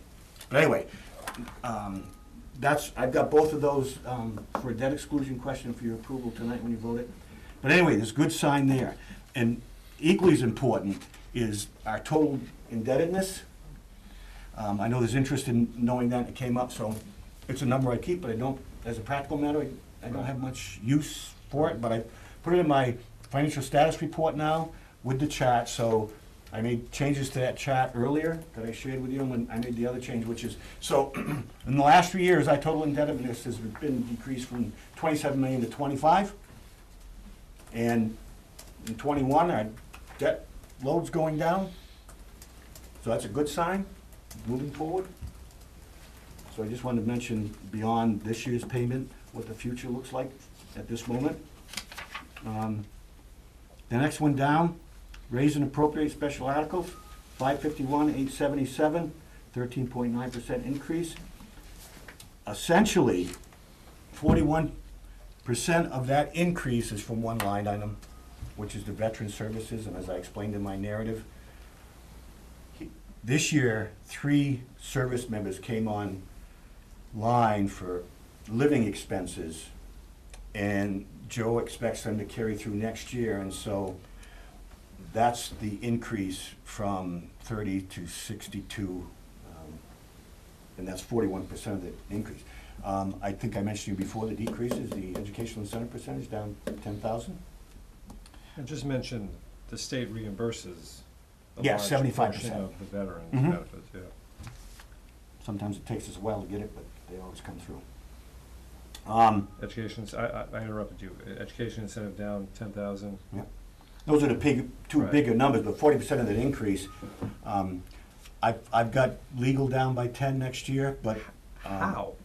Because I haven't spent, these recurring special articles have carryover balances, Okay. and so I look at the carryover balances that I go into each year with, I'm projecting what I think I'll spend. I didn't spend as much this year as I thought I would on legal. The Collings matter to date hasn't been as expensive as I first imagined. And so I look at the current litigation and what we're spending, and I make my best guesses. And we have one administrative case, and Yes, and it looks like now, and that appeal, by the way, the appeal on the MCAD case expired and they didn't file, so we can actually, after 8 years, yeah, finally say conclusively that we won and it's done. Anyway, so that's why. And so I look at where I am year to date, where I think I'll be at the end of the fiscal year with a carryover, and then what do I need to supplement it? And that's why I'm saying it. And I suppose one thing I'll say, and Bill does something I think that's probably fairly uncommon in municipal finance, is he actually doesn't keep padding his own accounts when he can. You could just leave it rolling on and he could have a fairly large balance after a while and keep adding to it, because you know what? Hey, he's asking for 10 grand every year, he keeps getting it, he keeps adding it, he doesn't spend it, and eventually he's got a small fortune in there that he might need someday, but Bill, to his credit, really looks at it every year and makes sure that sure. he's not asking for stuff that he doesn't think We're he's gonna need. spending less now annually on legal than we were when I got hired in 1992. It's, we work very hard at it, and compared to other communities and what they spend for legal, there aren't many that, and it's a tribute to our councils and the departments. When I came here, basically it was a free-for-all. Departments were going directly to council. We had council on retainer, we had labor council, we had this, that, and the other thing. Got rid of labor council, we negotiate ourselves now. Use labor who I have if I need it, but not for union contracts, negotiate myself. But both sides have worked hard at trying to limit that. But anyway, and I also say to myself, look, if something blows up and I don't know, I'm probably one special town meeting away if I gotta go back in and get money. Right. I've never had to do that, and I've never had to go to the reserve fund, but, it's not as though, I'd rather do that than tax You don't at a pad- higher you don't number keep and have it padding it sitting every there. year. you know, you could have racked up a lot, so just kudos, Bill, and thank you. All right, so, the other bad news is obviously our capital is substantially high. Yeah, I mean, I don't have to tell you folks, the 625 for the fire truck and, you know, the 850 here. So if I debt those out, they're not in the budget because they don't impact the budget. Our first payment won't be until 2021, because we won't borrow until after the 1st of July, so there'll be no payment for 2020. And So even it's then- not included in this budget, is what I'm saying, because there's no budget impact in 20, there'll be no money spent. how will you finance things that are that small compared to a building? Will those be just bands, or will they go straight to bonding? Well, it'll be, it won't be all bands. Okay, It will, again, because I'm looking at about 10 years out, but even at 5, we probably wouldn't. We maybe go 1-year ban, going straight to bonding Okay. to save money, Right. right? So that's typically how that would go. okay. All I'm saying is you won't find it in this budget because there's no budget impact in 20. It'll come in 21. And if you do a band for the first year, it probably won't hit till 22. Right, you don't get to, well, what we'll do is we'll actually borrow on July 2nd, Right, and you get that year before there's any, right. You know. Any payment due. but, so I'm looking, the big number, aside those that were debt financing, is the Lower Village, which stands right now, today, after talking with Jesse, they estimate $489,935 as what they will need to ask for at town meeting to finish this project up. Now, that's basically 40% of the total 2020 capital request of 1.217. So 40% of that total being requested, it's still on the board, is that one project. But that figure's the best we have at this moment. It's creeped up some. Until Green International, who I recently signed a contract for, that's going to do the engineering rework from HSH. They have in their cost estimate. I just don't know with the timing, because as we've stated, in the end, cost estimates are not probably gonna be applicable to us much, because in the end, we get a changer out of this. It's not like we're gonna bid a project. It's going right to ET&L, who's our contractor. And I know, I asked Jesse, and he's got ET&L at the table, going through this with design development and GH, because we have got no secrets here, so that they don't get surprised when we come forward with a proposed change order on new design, they haven't seen the design yet. So I want them working together as they go through that redesign. ET&L's been around a long time doing it, you know, they're boots on the ground, putting the work in. And often design, when the contractor looks at it and says, well, Jesus, I don't know if that will really work. And in part, without saying so, that's what really happened last time. Those quantities aren't gonna make it, right? So we're doing as much as we can with due diligence to get as accurate a number going into town meeting as we can. Now, if it changes, and it's not outside the four corners, the motion can carry something different. Right. But right now, it looks like 489 is the number. Tax recap items, the only big significant figure there would be county retirement. That's an uncontrollable for us, it's going up 8.7% on that. The rest of the tax recaps, state and county charges, which I think I've got a plug number at 2.5% increase. So bottom line, this budget proposes 32,208,002, which is 5.27%. I don't think you mentioned something I thought was significant, you're replenishing chapter 90 money to the Yeah, tune so of that's not in this budget, I was 175. gonna go over that. Oh, I'm sorry. Because that's, so, now that you've brought it up, Because it's not fiscal 20. Okay, yes, so right. at the town meeting, there will be an article to, the total amount that I signed an additional chapter 90 so that we could get through and button down that project for the winter from chapter 90 is 180,000. And I had promised Mike at that time that we'll make you whole, and then I was thinking, well, you know, taxpayers coming in with everything else on the table that maybe not, and there were others that were interested in doing it. And I didn't have any overlay surplus the last time we met. In fact, Brian asked about it, and I said, I don't have any, and I meant I didn't have any. because until it's approved by the accountants and the assessors, I can't get access to it. Because it's not it's reserved until it's unreserved, and it has to be signed off. So I finally got it about a week ago. And it was because there were negotiations going on a pilot that you'll be involved in Yes. signing off on. We'll get into details. But I finally got 175,000 Okay, muzzle tough. of overlay surplus. So I asked, and the superintendent agreed to accept 175 on 180.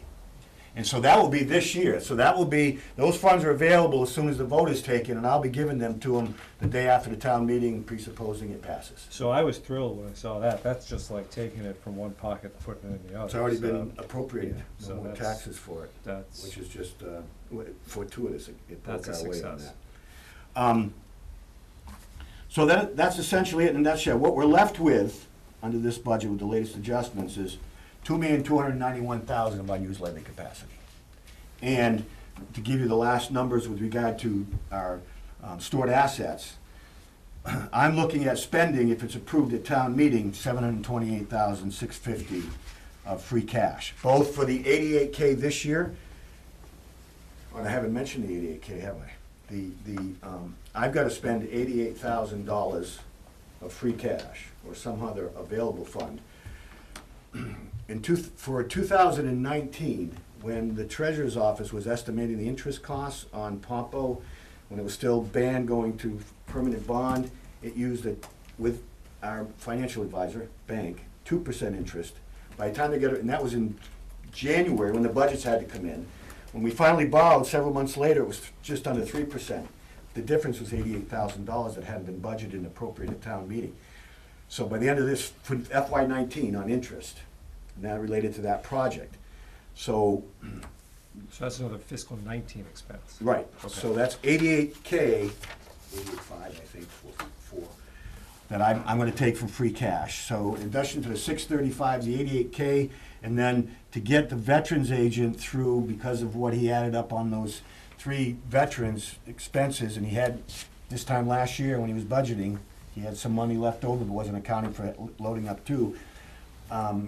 He went to the finance committee for a reserve fund transfer, and I said, if you give him up until the town meeting, I'll put in free cash to get him the month to the end of the year. And now he's put a hefty increase in for next year because of those.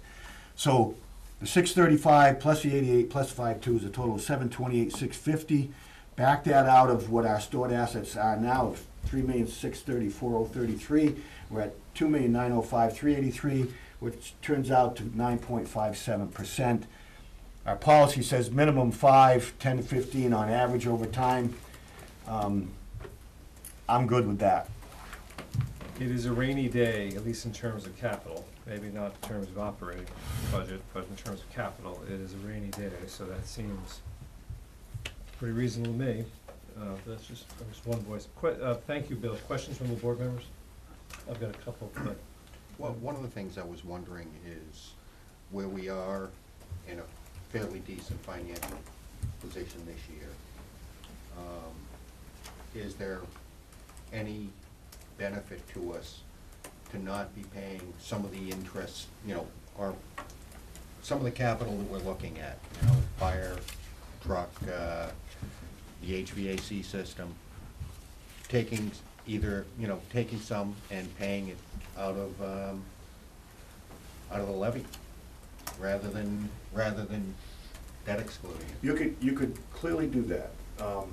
As you know, I've been trying to give the Right. taxpayers, there's gonna be a time in the not too distant future, in my opinion, again, not prophetic, but Neshoba's run out of,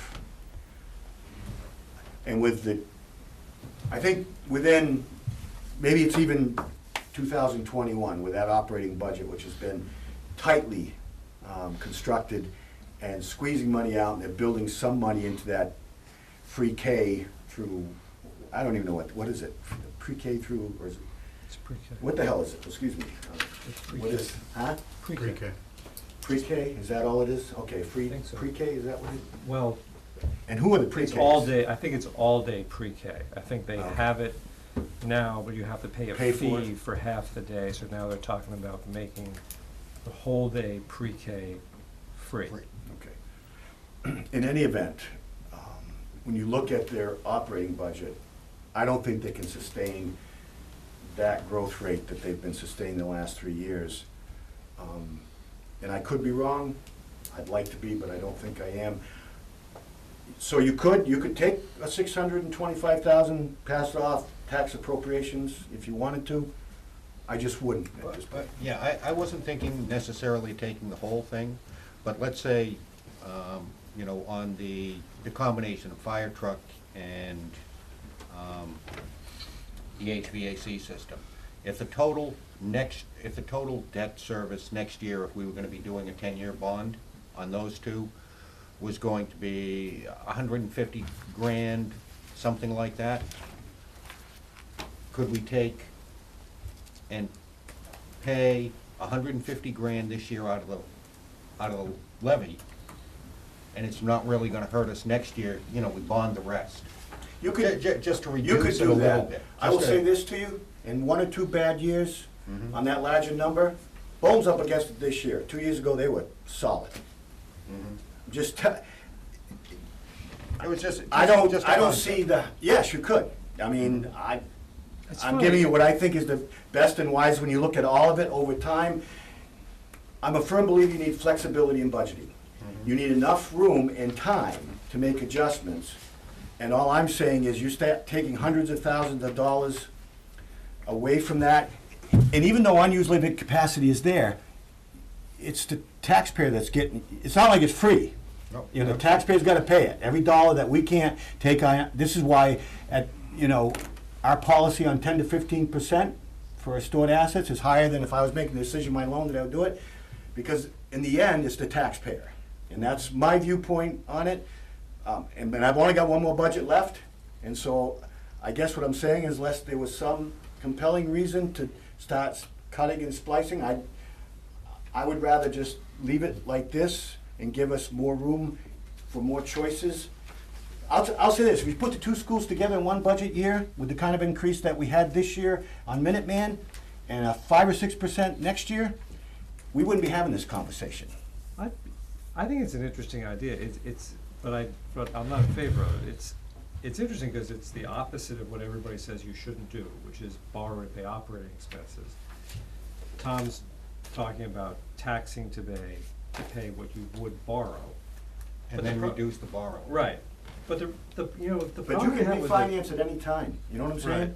You The can problem make I have those is- adjustments. is almost philosophical. Then that means you have today's taxpayers paying for an item that has a lifespan of, pumper truck, 10, 12 years, and other stuff. I'd be more interested in that if interest rates were outrageous. Where interest rates approximate the level of inflation. And I know they vary depending on whether there's been a tweet about China today, but, they roughly approximate inflation right now. Then it makes sense to borrow. Now, I know even, that you always have a limit. So I think it's interesting. But You know, it I was don't just something I really came agree up with with, and, I'm not, I'm not gonna go to the wall, because we've had Mr. Wrigley has put together plans for us in the past that have worked out very well for us, but I just figured I'd toss it up in the air and see what people might think. Yeah, my most important thing right now is helping the taxpayer. Yeah. And it has been for the last few years. The most common concern, complaint, I've had people come in and cry. And they're looking at their taxpayers, especially the ones that they older on the fixed income and the rest of it. And I'm saying even I haven't done as much as I think I should have for the taxpayer over time. And with we've got the structural impediments on the revenue side that we can't do much about, or the community, for those who participate in the democratic process here, decide they don't want to, which is economic development. Okay, we've got an undiversified, unexpanded tax base, and it's getting worse since I came here. All right, over 90% of the tax base is residential, and the tax revenues are approaching 90% of all our revenues. I'll tell you, there's nothing that I can think of that's as concerning to me than those 2 figures. And what you're proposing, and I've thought about capital projects, which is you can pay the annual payment within the operating budget. I've thought of a number of things, underwrites, all what you've thought about, same thing. You can do any of those. They don't do what's most important to me, which is, because we now have the ability to do it, to give back money we've already taken for appropriation of taxpayers and see if we can't do something to moderate the increase, or in last year's case, we net decrease. And it hasn't hurt us. Time value of money, when you borrow, of course, those are considerations, but that to me isn't as I see it, our primary issue, which is to try to Especially when rates are reduce low. the rate of increase in the taxes for folks, that's all. Other questions from board members? Mr. Burke? I don't, No, I didn't see your hand. Did you have? I said I'm fine. I just wanted to make No. sure, because Thank I know I've been asking a lot of questions, and I didn't wanna, cut off Ms. Hageman Clark. I've got something to say on that, but real quick, I thought we were gonna change the misleading title on line 165. Selectmen's wages. Oh, you mean adding a line? No, just, make it clear that it's selectmen's administrative wages, that we're not getting that 86,000. You're not getting your share? Yeah, I know, we made this joke 2 weeks ago. Okay. I didn't know that, I'm sorry, I didn't take that one seriously, but I will Nobody change that. does, don't worry, nobody takes me seriously. No, look, I'll change that tomorrow. But the more important point is, I want to come to the bottom line, which is whether we use unused levy capacity. I understand, I don't disagree with the town administrator's thoughts there. It's not going to affect the tax rate. What's going to be the tax rate based upon the budget that you're proposing? We don't know that because we don't have new valuations yet. Yeah, I know, but I got in trouble doing that last year. All right, okay? right. I'm staying away from it, but I vehemently object to the first statement, which is wrong. Unused levy capacity, every dollar that you spend is tax appropriation, your taxes are going up. Right. no, I'm saying that. I'm saying it's not going to affect the tax rate. No, it will. It will, It's a absolutely. direct correlation between the two. The unused levy capacity is that amount of money you could actually raise taxes by, but you're Yes. not. So every time you do, you're gonna infect the tax rate and the tax. I'm agreeing bill. with you, but obviously I'm not making sense. When I I am misunderstood. agreeing with you. Okay. This isn't a criticism. I'm just, we did make some great progress last year in reducing the tax rate. I'm not trying to criticize here. I'm just noting that in Finance Committee, we were ballparking, and it looks like we're going back up to about what we were last year. But I mean, that's just a rough. Well, I will also say back-of-the-envelope. this, there's things in this budget I don't control. Mine's going up 2.39%. Again, it's not a criticism. I know it's not just an criticism, I'm observation. saying, yes, we are right now on this budget going back up, and here are the causes, okay? So, So, don't purchase the capital they're talking about, but I will tell you, 2.39% for Exactly. the operating budget, I'll stand, right, and, I want to engage on this subject, because I expect to hear the same thing from the Finance Committee. And I know we've made some great, took a great step last year in You can't lowering- decrease every year. Right, Only I didn't promise in that. lowering the tax rate, which doesn't necessarily lower taxes, but it's a lower rate. This year, with a 2.39% increase in the operating budget, among the few things that we control, what is anyone suggesting we do differently in the operating budget? Well, it's a fair question. I No. mean, No, it isn't a fair question, Mr. Chair, because I don't represent the Finance Committee, and you're misconstruing the conversations that were had at Finance Committee. All we were doing was just doing some back-in-the-envelope calculations, and it wasn't an observation, it wasn't a criticism. There were no suggestions on how to do this better. It was just noting that I we're was gonna. stating the obvious, yes, Stating it's the going up. obvious. yeah, Okay, no, but I don't about the think I was- same- I don't think I was characterizing any conversation. Okay. Educational incentive is going down by $10,000. Replenishing Chapter 90 money by taking it from a pocket we already have it in and putting it in the pocket that we took it out of, okay. I mean, I'm just really not shooting the messenger, but I expect to hear this talking point from the Finance Committee, and what I'm saying is, where's the substance? Where's the actual policy point?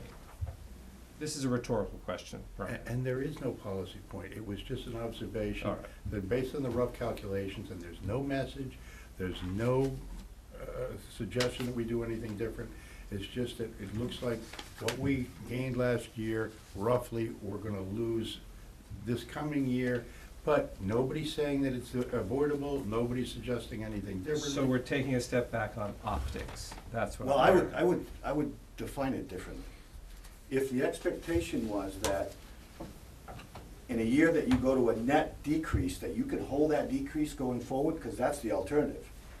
So what I would tell you is that no budget can you do that with, not one that I've seen, that you net decrease and then stay net decrease. Yeah, right.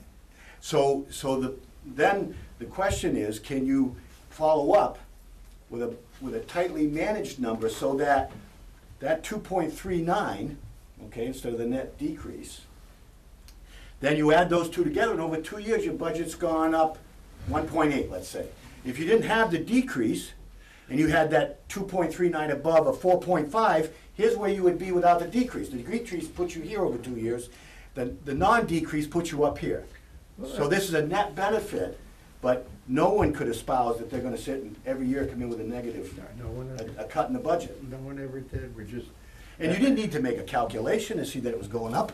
It's Yeah, I right know. here in front. I do look at it and say, yep, it's going up. By roughly the rate that it went down last year, and the idea to look at it in 2 years, to consider it, or wrap your head around it as a 2-year average, that's fine, it was just an observation. So my last comment there would be is this, that this represents what I think is the best we can do with competing interest and needs, comprehensive constituency needs, and all the rest of it.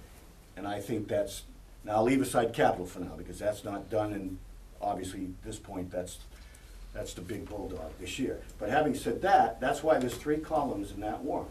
If the Finance Committee would like to offer something different, and I mean this sincerely, that's why they're there, that they can feel free to cut somewhere else. if We've they had want. about 6 or 7 meetings, nothing's been suggested. And I. Well, no, I understand what you're saying, that's the problem. I understand what you're saying, and I don't think you understand do. what they're saying. It's optics. That's nice, but this year, the substantive challenge in our budget is capital, not operating, it's capital. And that's where I've tried to urge the Finance Committee to focus their energies. Ingeborg, before I say something, did you have anything you I wanted? didn't, no, All I'm right. fine, I'm fine, thank you. If you're done, Mr. Burke. Yeah, I'm done, I still don't think I'm being understood, but I'm done. All right.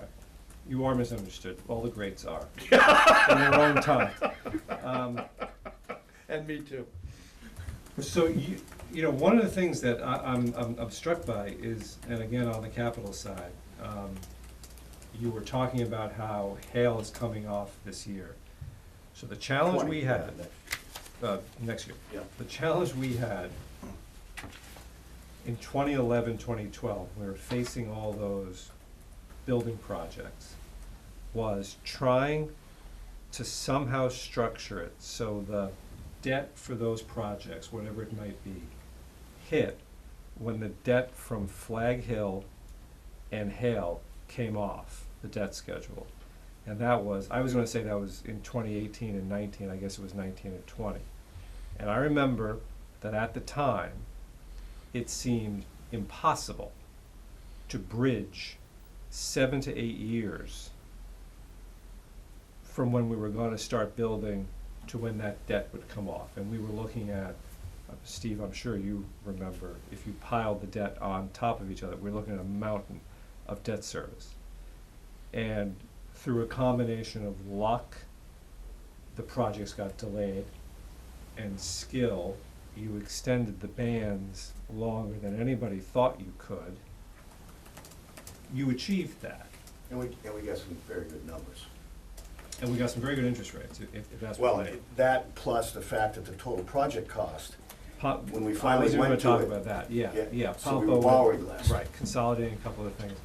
I mean, to me, that was a major success that we're now reaping the reward of it. I know it doesn't look like a reward because debt service is still a challenge, but it would be so much worse if we hadn't managed to bridge that gap as well as we did. Yeah, we flattened the curve out.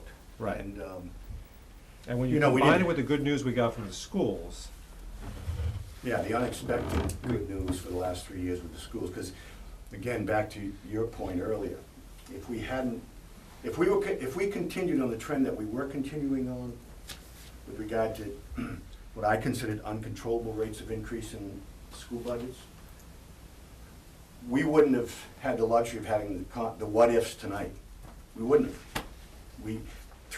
The last 3 years, with the single largest, order of magnitude largest number in our budget, has 3 years been controlled at 4, and less than 3. And like I said, that's, And for a while, we were on the bad side of that, where we were seeing the larger increases on top of that. we were in the early 2000s when we had 3 annual years of large general overrides. And the year I came in '92, the 3 years before that, you were running negative free cash. You didn't balance your budget at the town meeting. You had 3 separate local elections. And in the September one, because DOR said to you, if you don't get a budget, we're coming in because we gotta get a tax rate set for you guys. There was a menu approach in the local election in September. You had 17 items of different, this was a general override. Because 2 had failed, 4, you couldn't get it past the budget. You were combining things. I remember seeing a figure on there as small as $3,500 on a local election for a general override. And they were combining library with police, police with fire, general budget with this, trying to get an operating budget. And when we got to the early 2000s, because 6 years of working hard, we got it down, and then we had late 90s, 2000s, annual increases in Neshoba of 7, 8, 7, 7, 5, 6. We're back in the same place again. And Lancaster became a part-time government. In 3 years, that's all it took. 8 years to get solvent, and 3 years, but we're back in it, you know? And So since let then, me- we've been rebuilding it again. I've been remiss. We have Steve Jelinek, the chair of capital planning, with us. Steve, do you have anything you want to add, or are you here just to listen? I'm kind of here to, answer any questions you guys might have about where things are as far as capital is concerned. What I will say is that, next year is shaping up to be an abnormal year as well. Not as bad as this year. I would encourage us to consider that in terms of how we structure the financing of these capital articles. There's a bunch of rolling stock that the highway department's gonna be looking for in the next couple of years. And so we're gonna have a few years in a row of higher than average capital. So, this year is by far an aberration. And I've never seen a number like this before. So, Bill, credit to you in terms of how to, squeeze these, pieces together, but,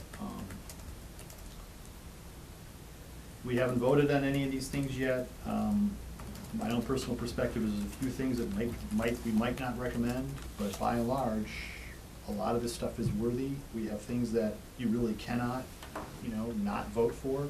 Lake Boone being one, the water system at Hale School being another. So Fire truck, probably. fire truck probably being a third. The HVAC system in the building here isn't gonna get any better by not doing anything about it. Lower Village. Right. In Lower Village. So it's not a pretty picture, but Just want to commend Steve. I have been on capital planning now for, I don't know, maybe 3 years. Love going to those meetings. He chairs the meeting so much better than I do. It is a lot of fun going there. He really keeps people he always on says this, track. but I really doubt it. It is true. It is absolutely true. He also likes going to the dentist. All right. We also have the fire chief with us. Are you here just to make sure nobody says anything nasty about your fire truck? Exactly. Okay. Could I say, before the question, could I say one last thing on debt? You'll be asked, the schools, not in the school, Neshoba specifically, Thank you. has 2 projects that they want to debt finance, each for $300,000 plus or minus.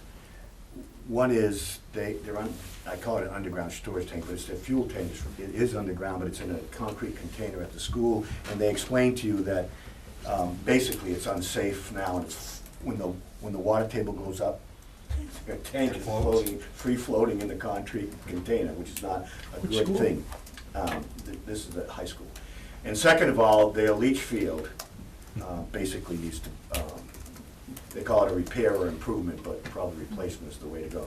They've estimated $300,000 each, and rather than putting it on for the operating budget, they took a vote to debt finance both of them. Now, under the statute 7116 small d, a regional school district has the authority to take a vote to borrow, and then inform the district towns in writing within 7 days of said vote. From that point, there's a 60-day time bar, essentially, within which any district town, if they want to, can go to a town meeting and vote to disapprove, which is the word in the statute, which is interesting. And so, wanted to bring that to your attention. My own viewpoint is, they're gonna do short-term at $600,000 total. They'll probably have, and they'll probably borrow right away if they can. So they'll have an interest payment in 20, say it's 10 grand or something. Total debt payment divided by, the total debt payment will be around 69 per year. Divided by 3, we're down to 20. They'll put it in the assessment, much like Minuteman and every other school does. You get it in the assessment, they break it out for you, you'll know what it is. Overlapping debt, if we were to debt exclude it, but that, to me, is such a small amount. And I'm persuaded they need to do both. And I happen to agree with their approach on doing some borrowing for it as well. But then you have the right, and I just bring it up now as part of my budget. So we have the right to put on the warrant for annual town meeting an article disapproving this borrowing, and that right goes away. We didn't find out about this, or at least I didn't find out about this in time to put it on the agenda for this meeting, so we can't vote tonight if we're inclined to do that. We'd have to have a special meeting to do that, because it probably should be done before the FinCom's review of the warrant at their public forum. So, is anyone inclined, I will say I'm not, is anyone inclined to want to discuss this for possibly putting a warrant article on the warrant? Mr. Ryan? Not to discuss it, but I would say this falls into the category of need versus nice to have. We got into this same type of discussion before when they were talking about the turf fields. And they Yes, told we us they did. were gonna borrow the money, but they told us 2 days after we'd set the warrant. And, you know, that left a bad taste in our mouth. But I think this is, an oil tank and a septic system are different than facilities upgrades that they might or might not be able to live without. And to their credit, they gave us timely and Correct. formal notice. So I'm hearing a no. Mr. Burke, are you recused from this item? Yes. Can the minutes reflect Mr. Burke's recused right now? Okay, I'm hearing a no. Mr. Burke is now unrecused. Okay. That seems to be the end of the discussion on the budget. Now, we can vote a recommendation of the budget now, if you'd like. I'm inclined to wait for 2 reasons. Number one, again, the most challenging part of the picture this year is capital, and that isn't entirely set. I think we'd all like to get the benefit of the capital planning committee's ideas. And number two, Don isn't here. So I think we'd have to give him a chance to vote, we'd have to re-vote. But I don't care if you want to vote now. I think if we don't vote right now, then we don't have to re-vote it later if Bill makes a few minor tweaks. I support the budget as it is, but, you know, if we don't have to vote it today, I don't have any particular need, and I just assume wait for Dawn to. Is it all right if we put on the agenda for the second meeting in April? No, you're giving me a lot. We've gotta get the warrant out, so would you want the budget approved? No, this is just whether the selectmen, recommend Support the it. budget. It doesn't affect the warrant. That doesn't have to be in the warrant. But the budget will be in the warrant. The budget will be in the warrant, Okay. but the vote I'm talking Oh, about is for- Yeah, is what we just can whether do we is just assume my recommend it. numbers to put in Right. each warrant article, and Yeah. if they change it, Right, go back, okay. change the number. Well, I seriously doubt we'll change, we might, Okay. God, if worse comes to worse, at town meeting, we stand up and propose some different number, I guess. That would be odd. Okay, so we're gonna say second meeting in April. Is that okay, Maureen? Yep, Okay. absolutely. Thank you. Not the first meeting? You wanna do first meeting? I just thought there might be changes. First meeting? Well, First they won't- I won't, because the finance committee's hearing begins on the 2nd. I mean, I'm giving them my budget tomorrow, which is when I typically do, and I'll just let them know you guys hadn't voted it, but, you know. I'm sure the chair has got reasons for scheduling when he does, it's just my. Just to be safe in case something changes and to avoid re-voting, but, Super. Well, you could vote the budget as it is, and then subject to, if you want to reconsider a number at the next, unless you're questioning most of the budget, you could approve the budget and reserve the right to revisit it, and if you change a number at the meeting, you're only changing a couple of numbers, like so are you Zoom. suggesting voting tonight? I support the chair.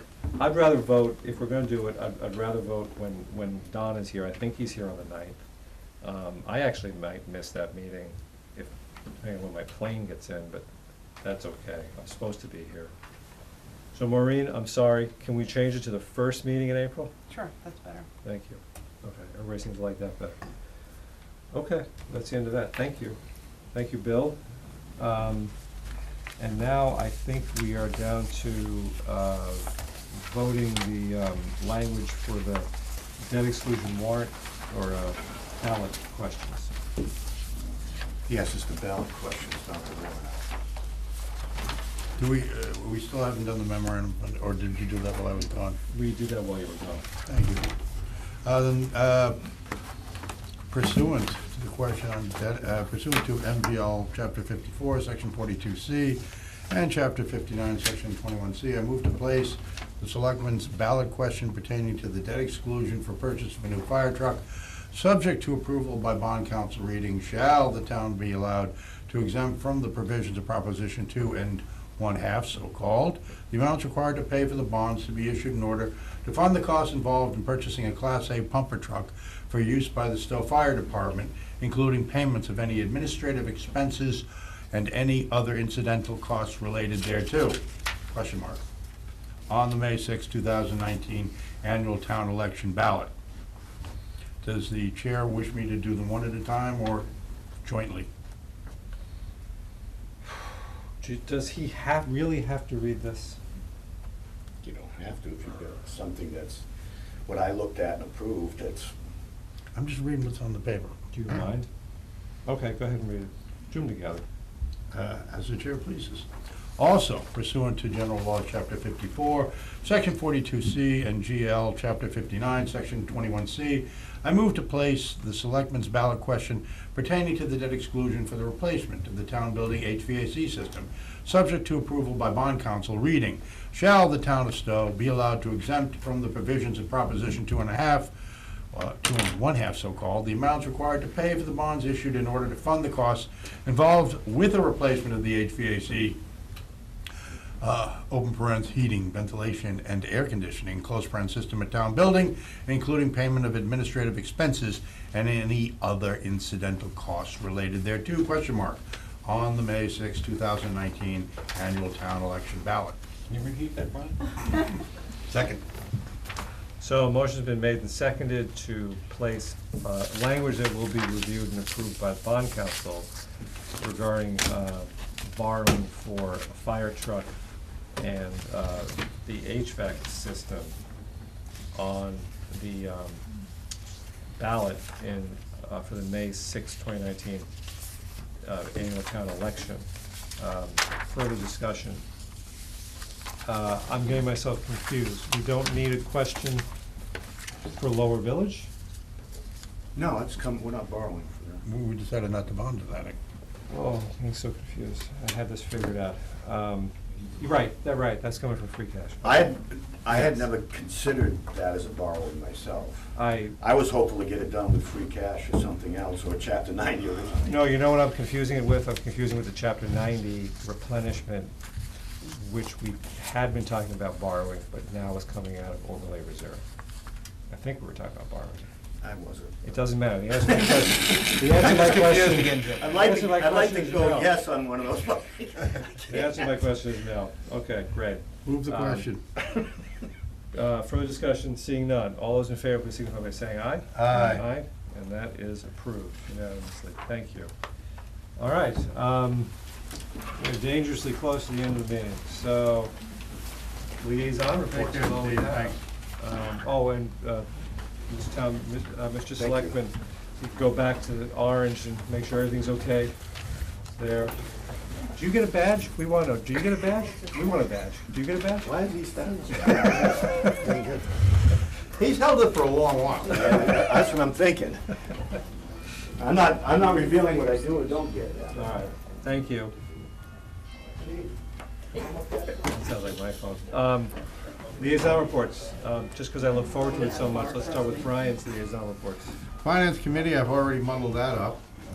I just want to point out to my colleagues, and I wish the town administrator would hear it, there's a difference between disagreement, disappointment, and wistfulness. And that's really what I was getting at earlier. But they're going to have the, as the chair already pointed out, public forum next Tuesday. You can go and talk to them about that. Cemetery met, I don't know if it's worth getting into, but GH is concerned that the Lower Village Cemetery doesn't have ready access, especially because they're not allowed to park right there on the side of 117 anymore, and he thinks that that's going to decrease the desire for cemetery plots in that location. And I pointed out to him that, well, it's not a wasting asset, it's still good, those plots will still be there 40 or 50 years in the future. And Mike Clayton, to his credit, pointed out, well, geez, in 40 or 50 years, no one's gonna die. And I said, GH, you'll be out of a job. So, there was. They'll still have to cut the grass. Touche. So they'll, People won't be able to just pull over by the side, by the wall like they do now? no, they've been told that they can't. And that was kind of a problem. That was kind of a,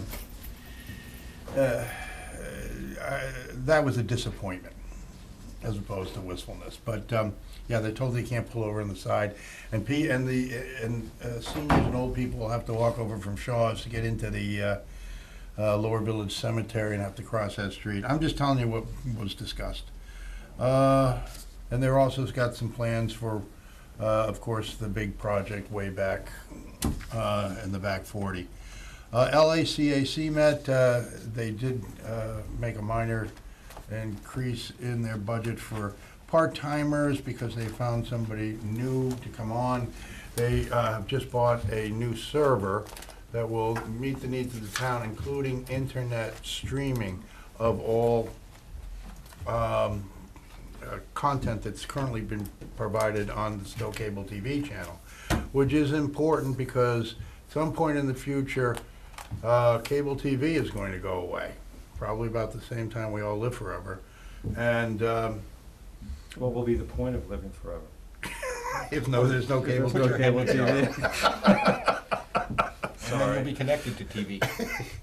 No, the point here is you won't need cable TV because it'll all come streaming over your internet. You'll get every piece of content over the internet. And there is an FCC vote coming up, or maybe coming up in April, that may reflect a curtailment of franchise fees. We don't know what that's going to be, but the LACAC is making plans in anticipation. Thank you for your indulgence, Mr. Chair. Thank you. Capital, there's nothing more I can say. We're coming down to the wire. But as Steve indicated, some of the big ticket items, there's just nothing we can do about. Complete streets, I think the biggest item there, and that it overlaps with capital, is the $50,000 that they're going to be asking for, this Complete Streets meeting this Thursday morning. I think we're gonna be revisiting whether to do that. You know, I got two hats there, and I'm conflicted about the need for it. I understand it, but it's a tough year. Lower Village Subcommittee, please, I just wanna say to my colleagues, keep an eye on that. Again, it's kind of a long-range thing, recommendations to the planning board about zoning changes, but it raises the issue of water again. It raises it, I think, in a good way, you know, the possibility of a solution where the businesses participate. But in terms of longer horizon issues, that's a good one to keep your eye on, just like the golf course issues.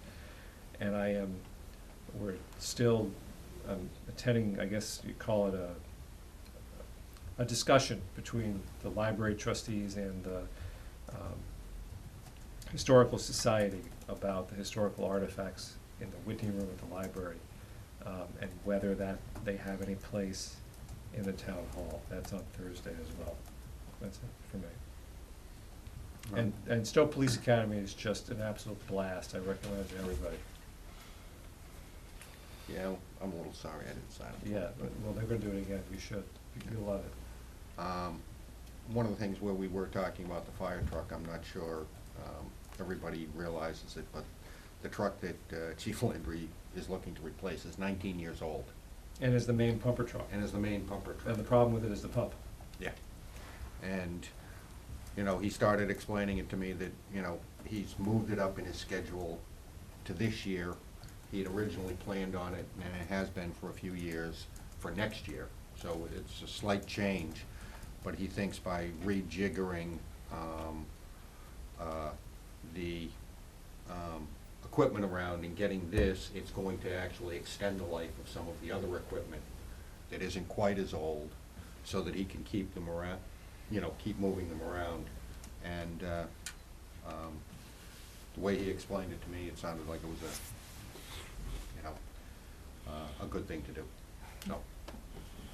Thank you. Ingeborg? So SMOT continues to meet, and they talked, I think, what is the expensive place up on Foxborough Road? I'm just blanking on the name. Regency?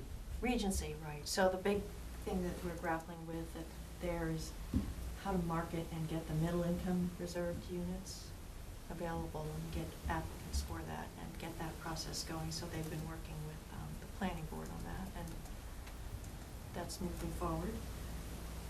And demolition on Red Acre Road continues. Don't know if it's actually been signed or not, but it's imminent if it hasn't been. And I think that's it that I have to report. Okay.